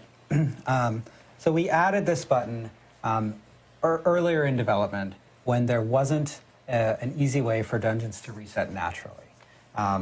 In fact, the way we added it led to some undesirable secondary effects because it was instant. It didn't care if you were inside the dungeon. It doesn't care if the dungeon is partially completed. If you're a hardcore character and you're in danger, you can just press it and presto, you're all good. And since we initially added this button, the amount of time for dungeons to reset organically, we've been working with our online team, and we've been making changes to, over the course of development, like how Town Portal works, how dungeon reset work. And so the way that it works today, if you are outside the dungeon, and if everyone from your party is outside the dungeon, so if you're alone, just you, and there are no town portals open in the dungeon, then the dungeon will naturally reset over a period of about 60 seconds, about 30 seconds of matchmaking and 30 seconds of cleanup.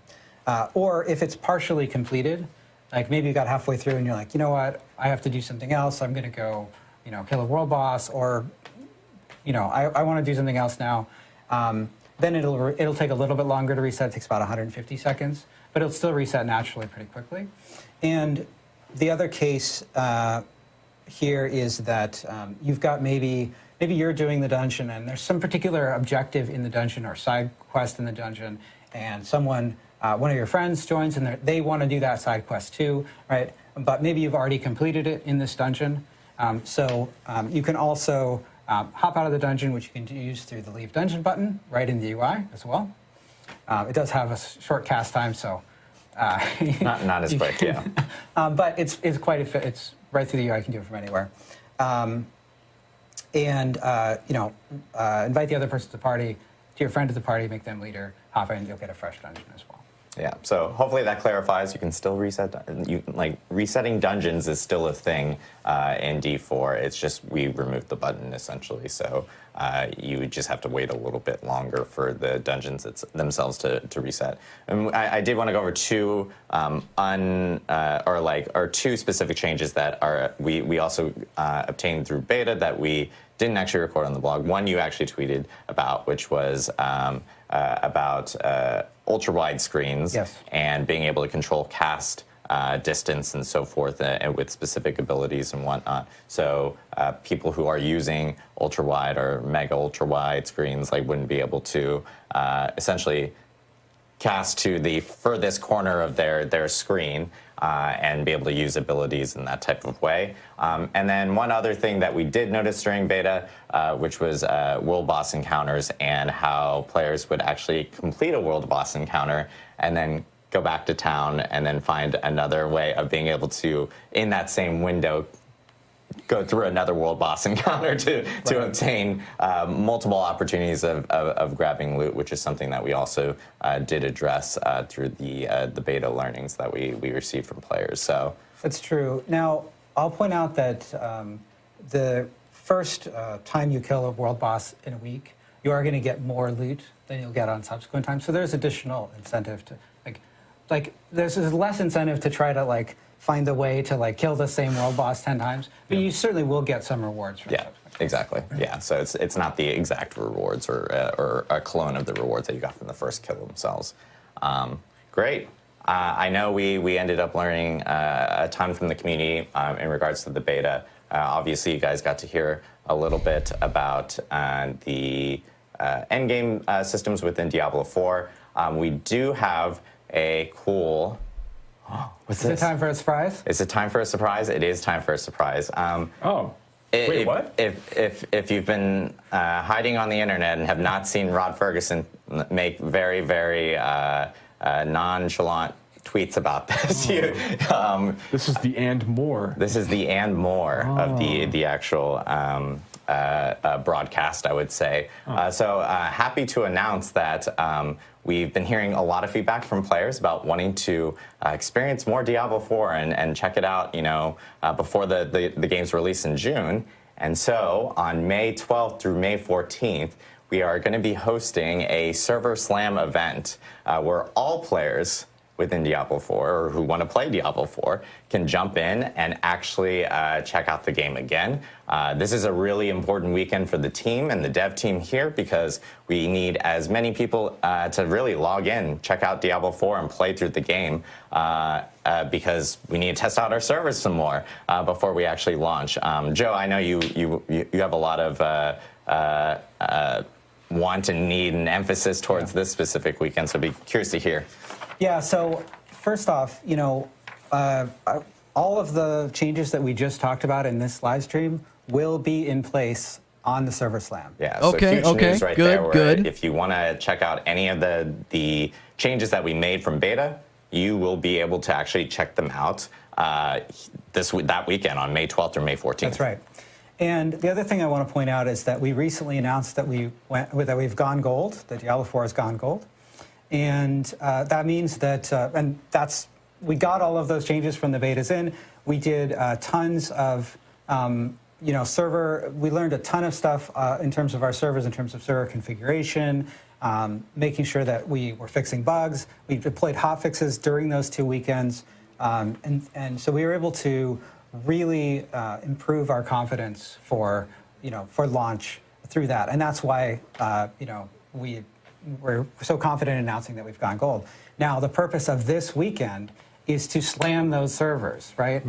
Really make sure that everything is exactly perfect for launch, because that's really what's important to us, right? We want players to have a good experience on day one when the game launches, and so come slam our servers. Now, of course, this is very helpful for us because, and it's helpful if you want to play on day one. It's helpful for the Diablo 4 community to come help us slam our servers, but that's not the only reason to do it. When you participate in the Diablo 4 Server Slam, you're going to have another chance to earn the rewards from the first 2 beta weekends. So if you didn't get a chance to play because maybe you were traveling or for any other reason, you have another chance to get your Beta Wolf Pack cosmetic and the 2 titles. And in addition to that, we've for this Server Slam weekend, we've set the level cap to level 20. We've adjusted the legendary drop rates to be consistent with what you'll see on live, rather than the inflated drop rates that we had in the first 2 beta weekends, which were there to make sure that we got plenty of testing on our legendary powers. And on top of that, you're going to have 48 hours to slam these servers, right? Now, during this time, Ashava is going to spawn starting about 24 hours after the servers go up, and then every 3 hours after that. So you're going to have, I think it's 9 opportunities to fight Ashava. Now, if you get to level 20 and you kill Ashava while you are level 20, so max level in this test, in this period of time. What level is it, though? 20. It's 20. So you got to be level 20? Yeah. To get don't show up in the Ashava at level 5 and think you're going to get this. Yeah, expect you'll get the reward. But what you're going to get is this Cry of Ashava mount trophy, which is exclusive to this Server Slam weekend. You can see it here on your screens. Yeah, the trophy there and that horse's hip on the saddle there. Very nice. Oh, wow, that's bigger than I thought it was going to be. That's awesome. We basically cut a horn, part of Ashava's horn off, and added some gilding and some nice metal work there. And of course, mount trophies in Diablo are cosmetic customizations that you can add to your mount along with mount armor. So this is a trophy that you can mount. Some trophies mount on the saddle. I don't know why I'm pointing to my shoulder. This is where the saddles go, apparently. Yeah. Or they can mount on the side, on the horse's flank, like you see here with this trophy. Yeah, so again, like all rewards from the original first 2 weekends of the beta, including the 2 titles and the Beta Wolf Pack will be available, as well as the Cry of Ashava mount trophy. And for the mount trophy, you have to be level 20 and kill Ashava. All classes will be available. And you'll be able to explore Fractured Peaks again from the 2 beta weekends that we had beforehand. And of course, Ashava will be spawning much more often in this Server Slam weekend for players to actually jump in and obtain the rewards and really help us out, help out the team, and make sure that we have a smooth launch for Diablo 4 come June. So huge news for all of this. And we will have a blog that will be going either live right now or live immediately after the broadcast for players to actually read about all this information. And that will be available on Diablo4.com. So make sure to check out the blog, get all your information there, and jump in on our Server Slam weekend, March 12th through March 14th. It's another opportunity to play Diablo 4 before the launch, which is really great.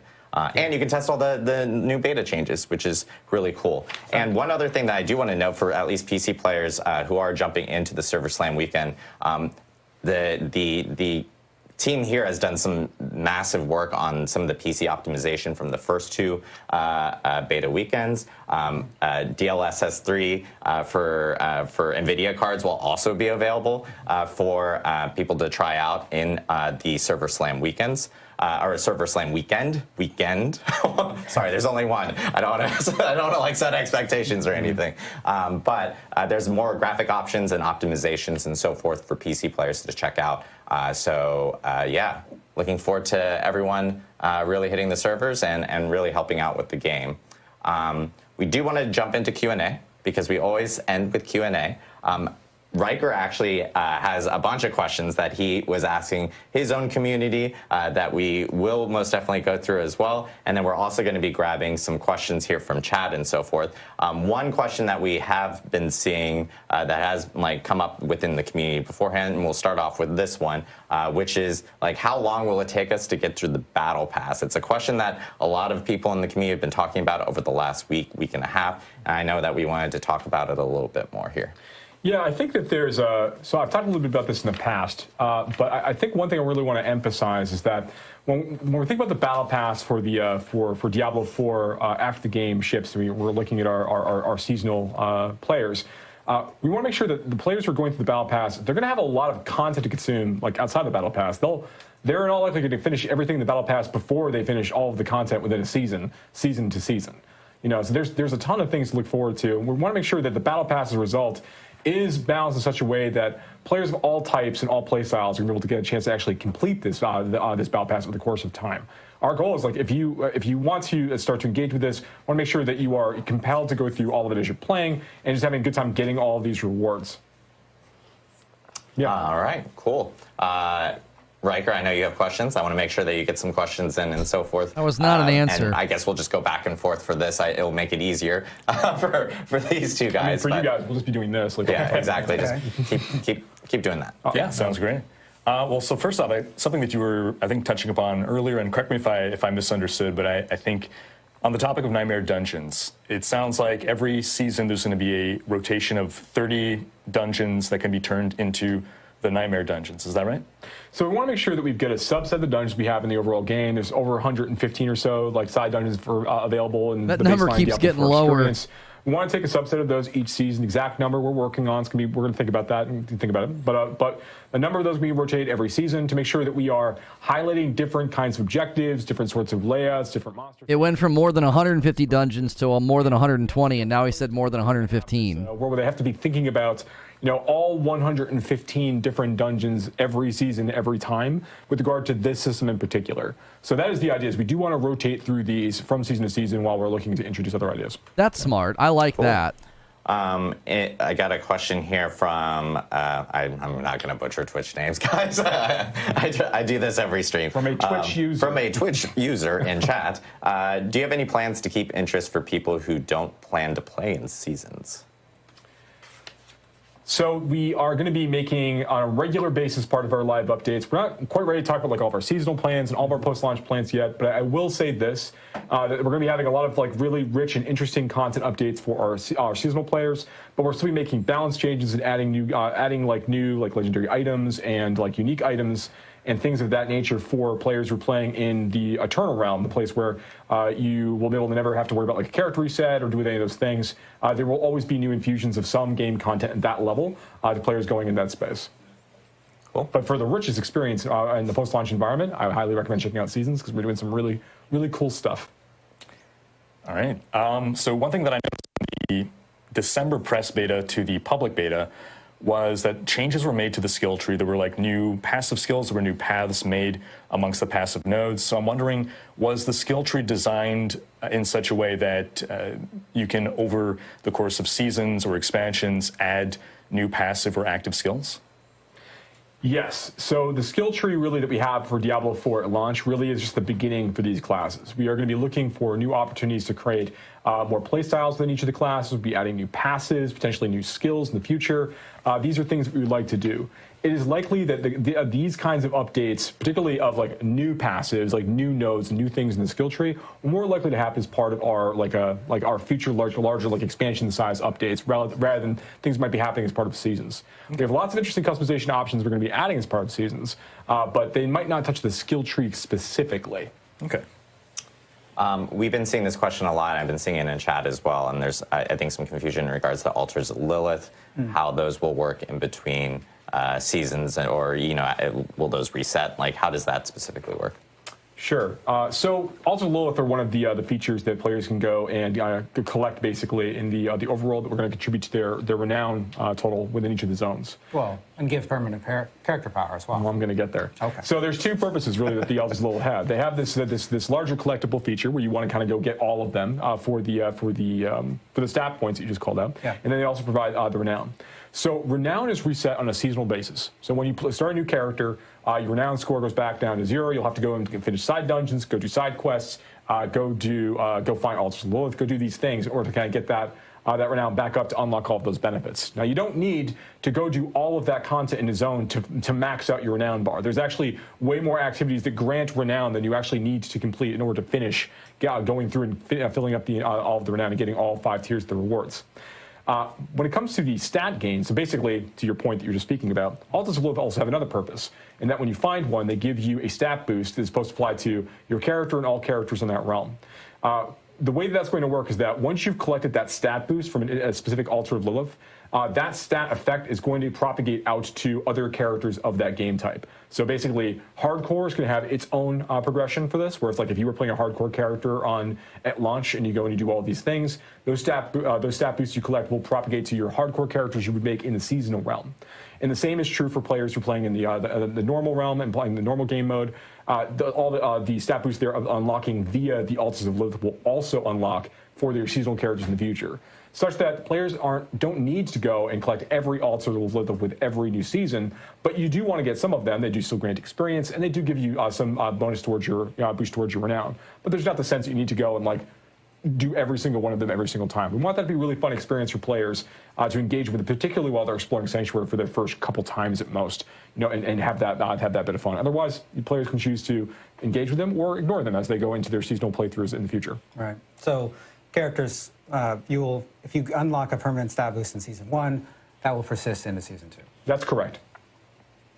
All right. With regards to item farming, we touched upon how Helltide, you can target farm specific slots. Is there any other kind of item types where either you can only get this item in this zone, this location, or is there some greater propensity for some items to drop off certain monsters, anything like that? So we have a number of different creatures in the game that have a chance to drop particular things. World bosses, for example, have a really, really good chance to drop Scattered Prism, which is the crafting material you need in order to add sockets to items in the game. And then there are certain content types that have the chance to grant certain materials, like Fiend Rose, for example, really only shows up in Helltide areas. And the only way to raise the level of your glyph is by going through and doing nightmare dungeons. When it comes to item farming, we also, and I've talked a little bit about this in the past, but I think it's good to remind people, and also just to continue talking about it, right? Because it's a new mechanic. And that is that when you're fighting creatures of a certain monster family, like zombies or skeletons for their respective families, those monsters have a higher chance to drop certain kinds of items. It's actually a bonus chance to drop certain item types kind of happening in the background. So it's not like if an item, like for example, skeletons have a chance, they have a chance to drop crossbows, irrespective of your class. So you're playing a barbarian, which can't use crossbows as one of its weapon types, and you could be killing all these skeletons, and you might just get a crossbow drop as a result of that. That's tradable with rogues. There's other things you can do with that. But that's not taking a roll from the skeleton. It could drop everything else in addition to that crossbow. It's like an extra bonus thing that skeleton can drop. Every monster family has a few different things they drop this way. So as players are going through the experience, and particularly while they're leveling up in the campaign, they'll occasionally start saying like, "Oh, I'm getting like a lot of like rings from this, or I'm getting a lot of boots from this, or I'm getting a lot," and they'll realize that over time, over the course of time, that these are being dropped based on the monster families they're engaging with. So as players discover more of this, they continue to fight more monsters and start mapping some of these things out, they will uncover the right areas or the best areas potentially to farm for certain kinds of things. And that includes like unique items as well. So if you're looking for a unique crossbow, maybe it behooves you to try to fight a lot of skeletons because you know they have a chance to drop crossbows in addition to other things. So these are the sorts of things that, like, as you're diving deeper into like the hunting gameplay, the item hunting gameplay, these are things to look at. That's not the end. There's a lot more we're going to be doing as the game continues to mature and as we're going into like our post-launch period. But you know, we'll talk about that when the time's right. Fair enough. This one is kind of tied to some of the Server Slam stuff that we just announced, which is, will there be any additional changes made to the game after the Server Slam weekend, like what was done during the beta? No, I mean, we announced that the game has gone gold. The Server Slam is, you're testing a version of the game that is very close to the launch version of the game. That's why it's so effective as a Server Slam. Now, of course, as a live service game, we're going to be continuing to take feedback exactly like you saw during the beta, after the game has launched, and making changes and making improvements based on data and player feedback. Awesome.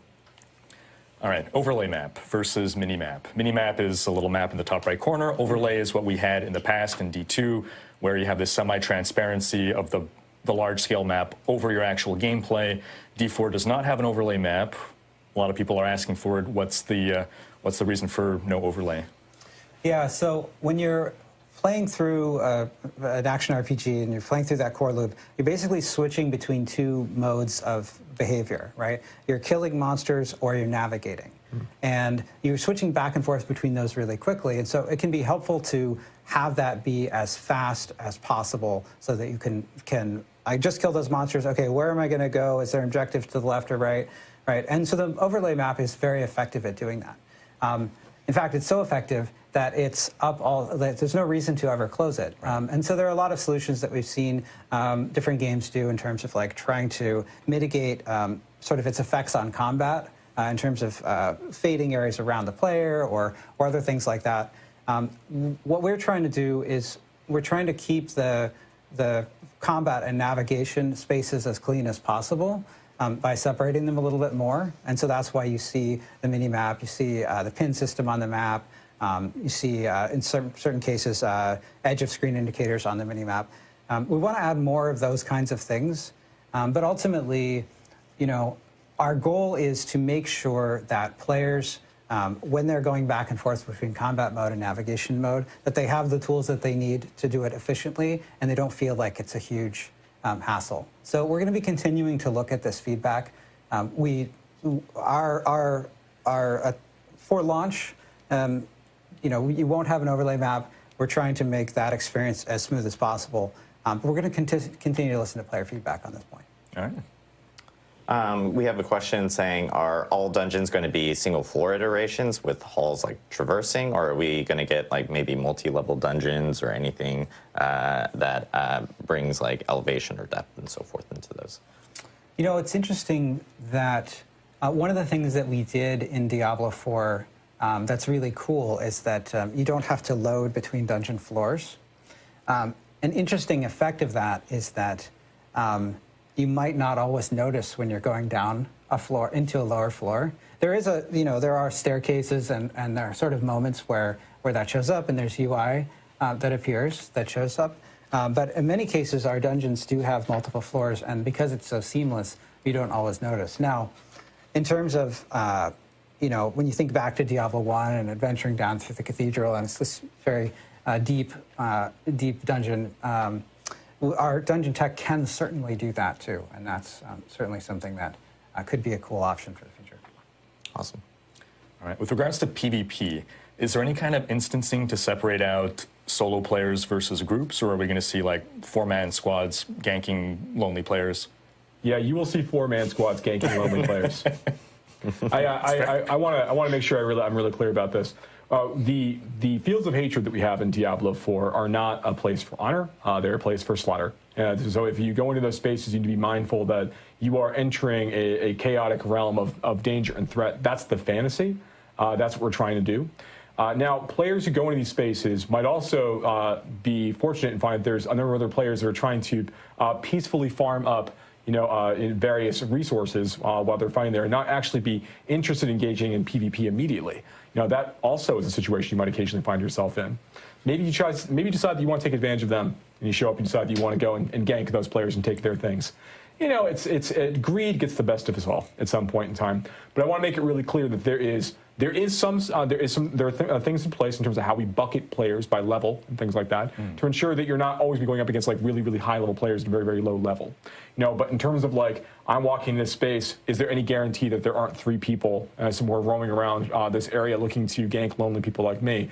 The answer is there is no mechanic in place to prevent that from occurring. So you need to be mindful of that when you're walking around here. Go in there with friends. Yeah, translation, it'll be Grief Central, and everyone will hate it after like 2 seasons. Especially when you immediately walk into a field of hatred. If you were to immediately get killed by other players, there's actually no real penalty for you in that case. That you haven't started to acquire any of the PvP resources in that zone yet anyway. So they have nothing to gain from killing, and you have nothing to lose as a result of that death. So, yeah, things to experiment with, but, you know, going with the right set of expectations. That's perfect. That's perfect. Griefing doesn't really do anything other than, you know, it's just irritating. It'll be perfect. I'm sure it'll be great. That'll be exactly what what everybody wants. The fields of hatred are fairly large areas. Yes. So there are some tools to avoid the same group of players repeatedly killing you. There are also two fields of hatred, so you can move between fields of hatred. And there are things like elixirs that can allow you to be more evasive or get away from situations where you feel like you're at a disadvantage.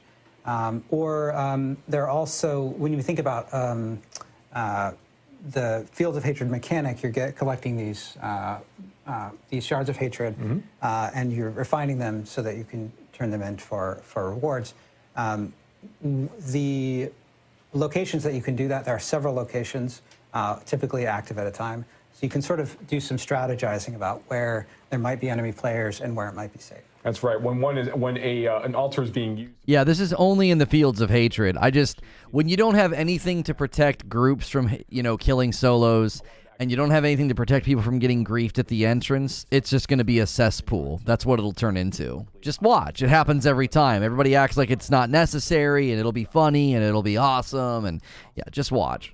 We have a lot of questions related to like seasonal stuff and battle pass stuff. I just want to note that we actually are our next live stream in May, in early May, soon TM, will be actually focusing a little bit on our seasonal structure as well as battle pass and so forth. So we're actually going to leave those comments specifically for that. I keep looking down at the monitor, and the people in production behind me keep going, Adam, what's wrong with you? That's just me.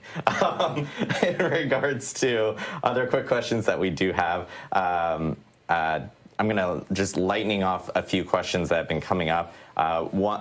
These are kind of related, I would say, but one is co-op on PC. Have we looked at doing something like that? And then separately, mouse and keyboard on console. Is that something that we've also looked into? No couch co-op on PC, no mouse and keyboard on console. There you go.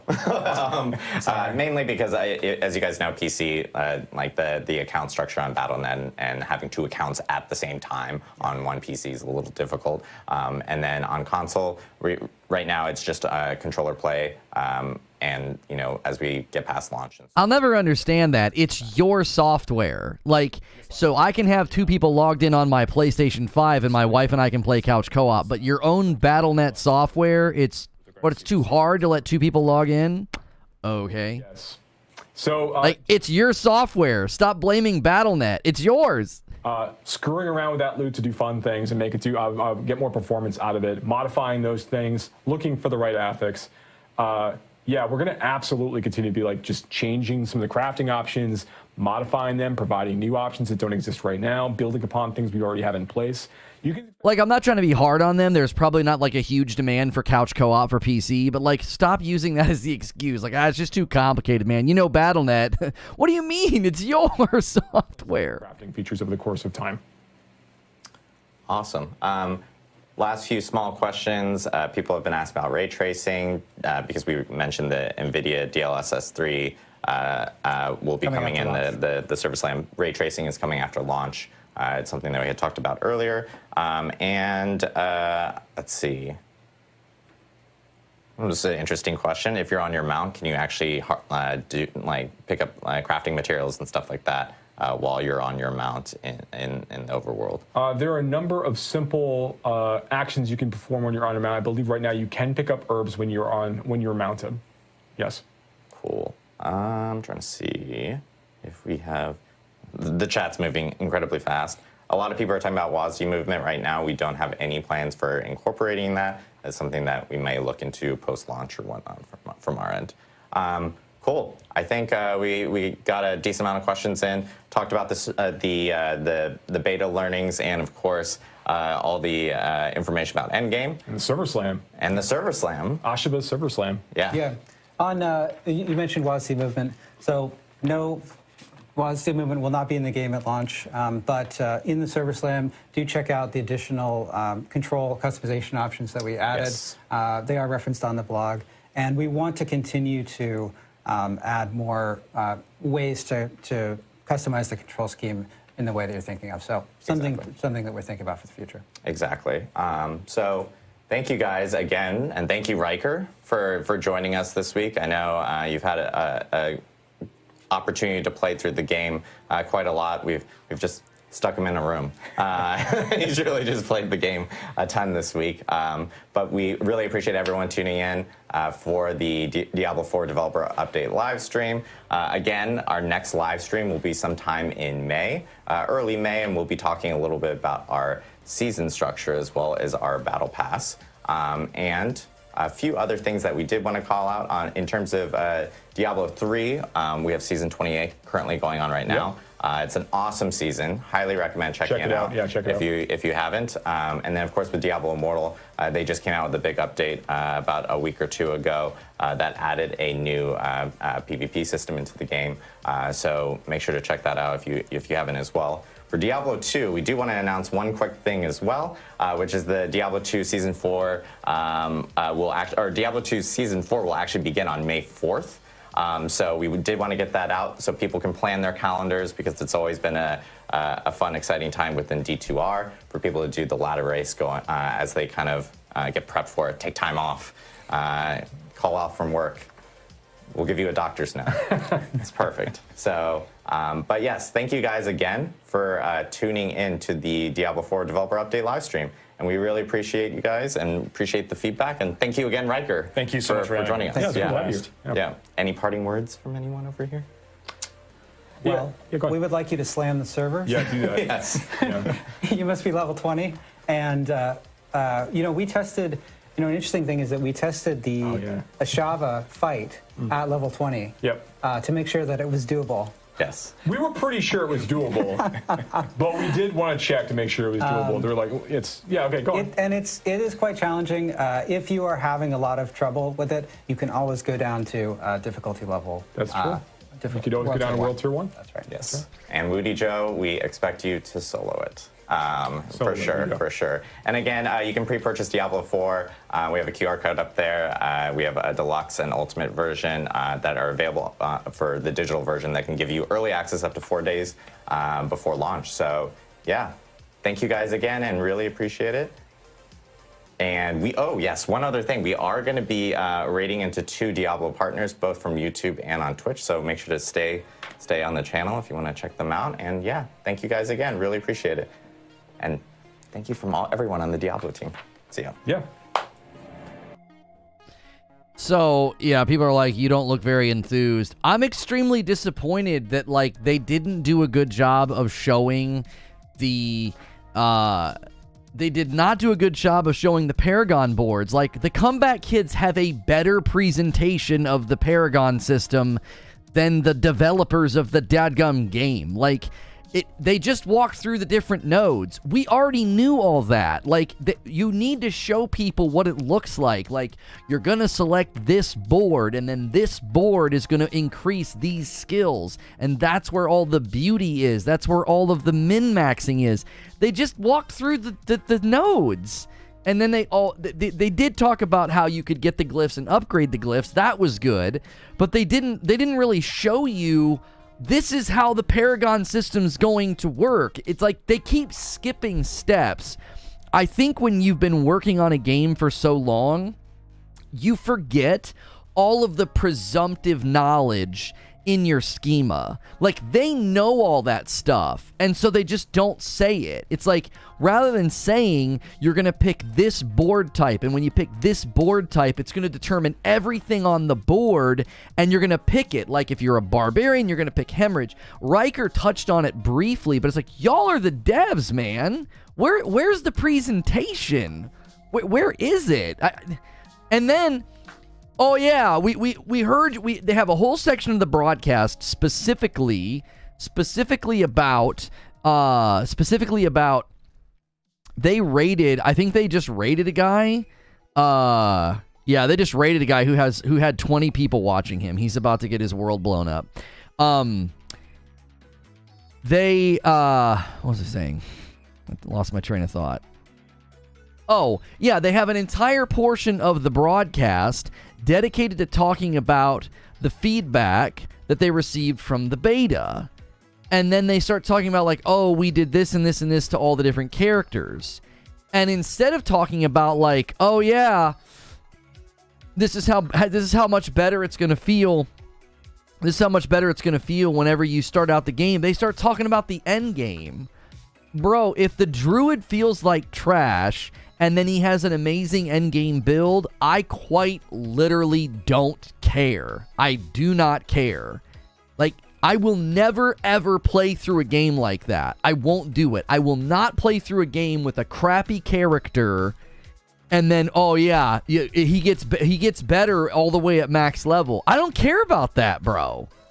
I don't. I'm not going to play through all those hours and be like, this guy sucks. Now, the server slam is exciting. I thought they were going to do an endgame beta. They didn't do an endgame beta. They're going to be doing like a server slam. But at least we're going to be able to test out those things. Like, I want to see, does the druid feel any better now with the couple of changes that they've made?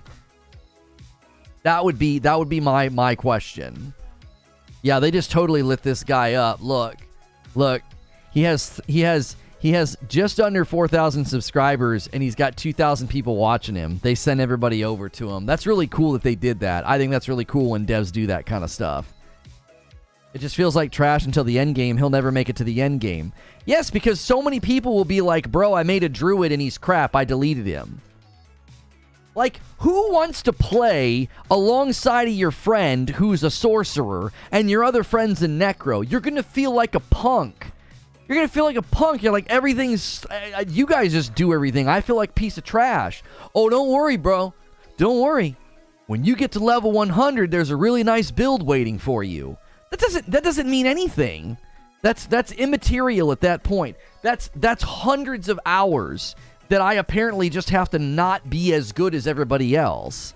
Now, I'm not saying it's going to be like that, but they didn't give me a whole lot of confidence that they actually buffed Barbarian and Druid for early game.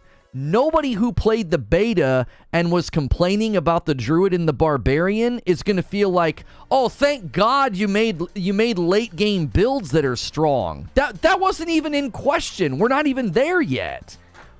We're level 10 and 15 and we feel like garbage compared to the other classes. That's what we were worried about. Yeah, it's just wait until.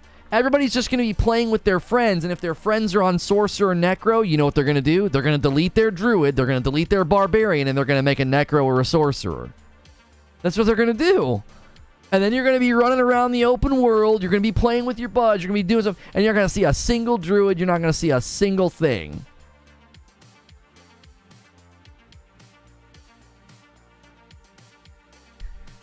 I'm so used to there being classes in games that are harder to level. I find it part of the flavor of a game, especially if they're a better late game. I'm fine with that dynamic, and I probably will go Barb first.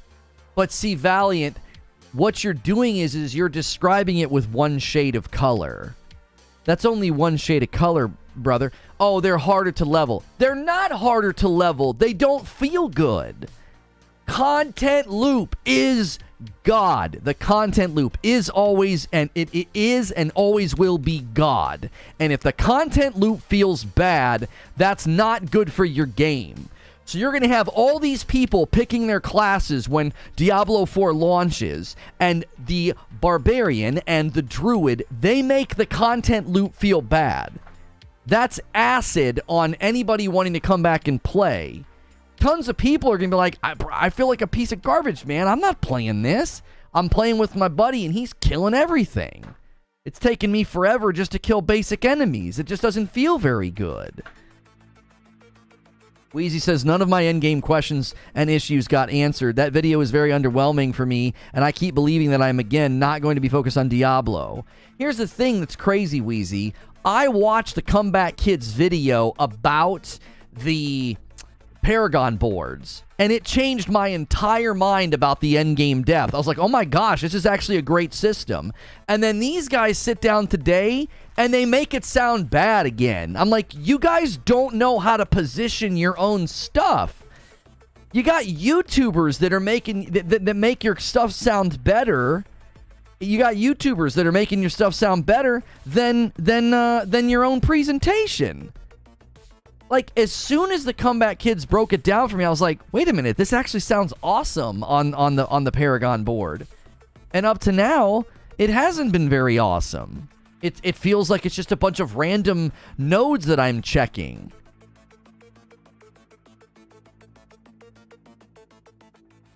If you don't play Claymore, I don't want to play with you. Don't you know about the Claymore? What dummy isn't using Claymore? Yeah, just switch to Claymore. Why aren't you using Claymore? Right. If that's what's going to happen. Bro, why are you on Druid? Why are you on Druid, bro? Why are you on Barbarian?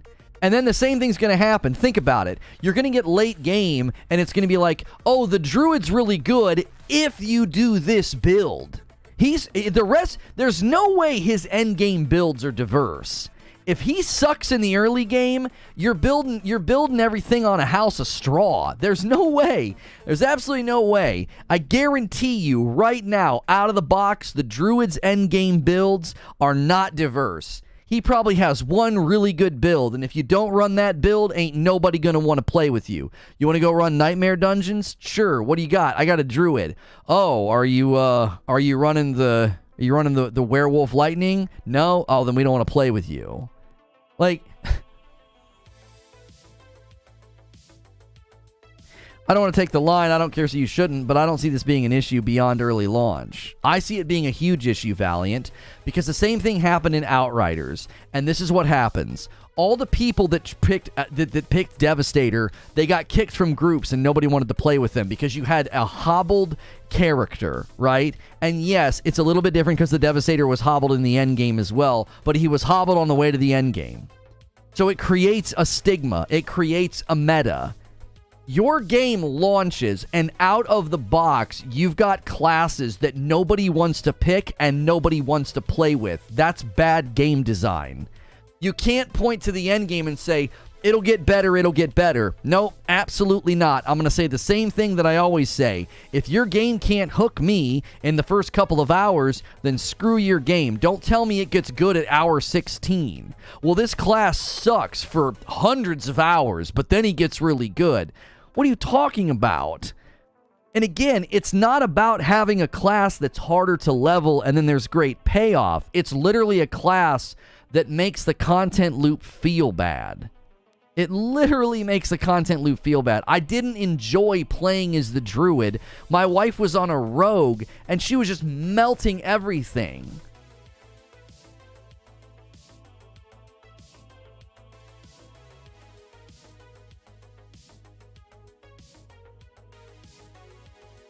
Devastator had issues. I only played, and I had no idea it had any issues. Right, you won't. Sometimes you won't notice, for sure. Sometimes you won't notice. If you don't have the galley of characters in Diablo, people won't play with you. Yeah, it creates metas, it creates trends.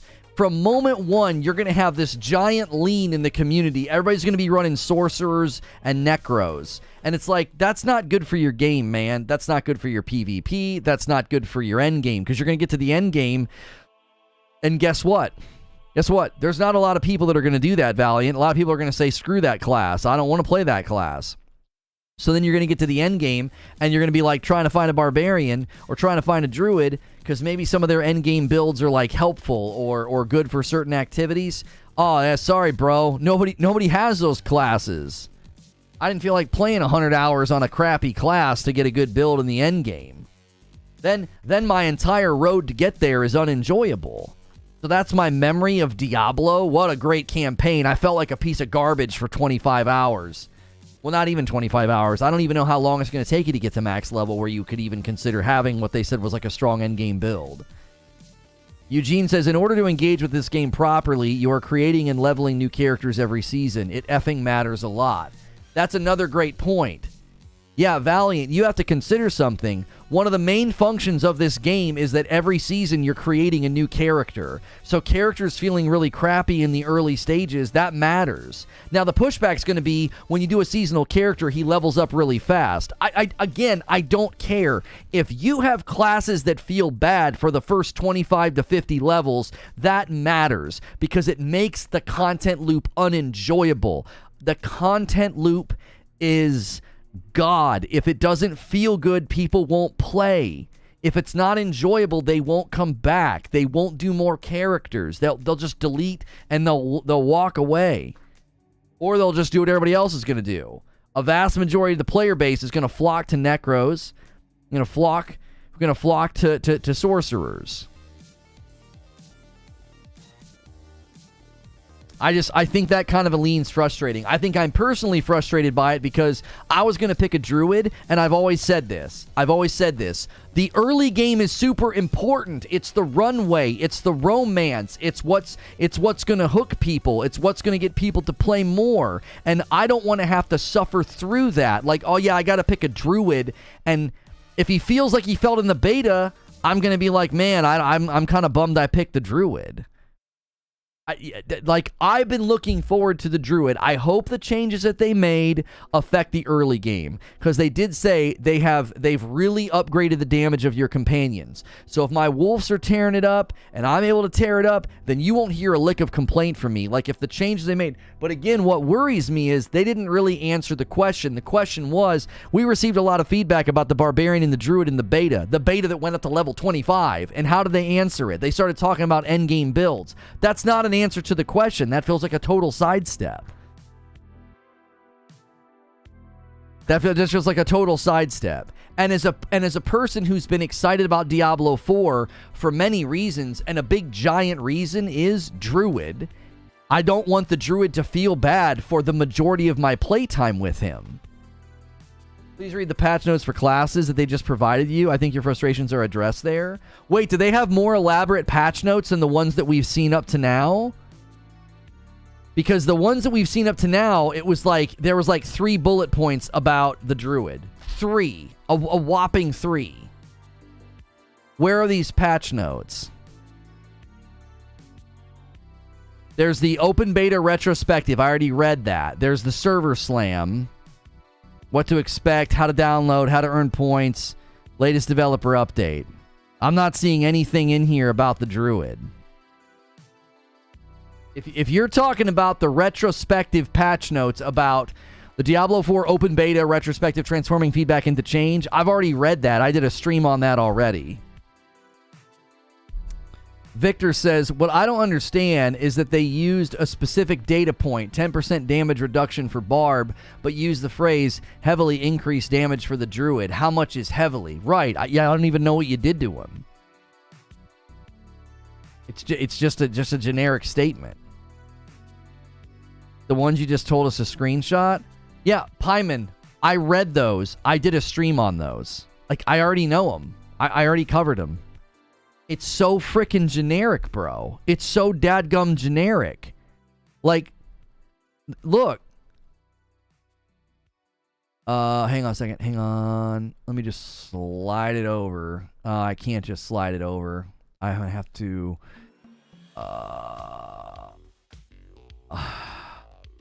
That's not the right one. Come on, you son of a gun. What else is in the way? Oh, it's been cropped. I was like, there shouldn't be anything else in the way of the text. So here's your forget this scene. Here's your druid. This is what I'm getting. Companion skills will now deal heavily increased damage. Like Victor said. How much? I don't know. I don't know what this is going to do. All ultimate skills have had their cooldowns reduced. Okay. I can do my ultimates more often. Okay. Usability improvements have been made to maul and pulverize. I don't know. Okay. I don't know what that means. That doesn't say, it doesn't communicate anything. Using a non-shape-shifting skill will transform a druid back into their human form. Rewind the stream. Brother, this is what they put on the dadgum screen. You're talking to somebody that heavily researches and does like a 25-minute monologue when I stream. Bro, this is what they put on the screen, my friend. This is exactly what they put on the screen. Everything right here, Barbarian, right here. This was on the screen. The Barbarian, the Druid, the Necro. They put all this on the screen during that stream. They didn't have any new info, bro. It's old information. These patch notes right here about the Druid, this is what you told me to go look at. Right here from April 14th. That's the thing. That's the thing. If you think you're going to scoop me, it's really rare that I get scooped on stuff like this. That's why I got excited when you said, oh, we'll go read the patch notes. I was like, brother, I already did. Where? They have new ones? Like, I appreciate you trying to help, but I already seen this stuff, and there's no specifics. No specifics. Do we have anywhere to send him?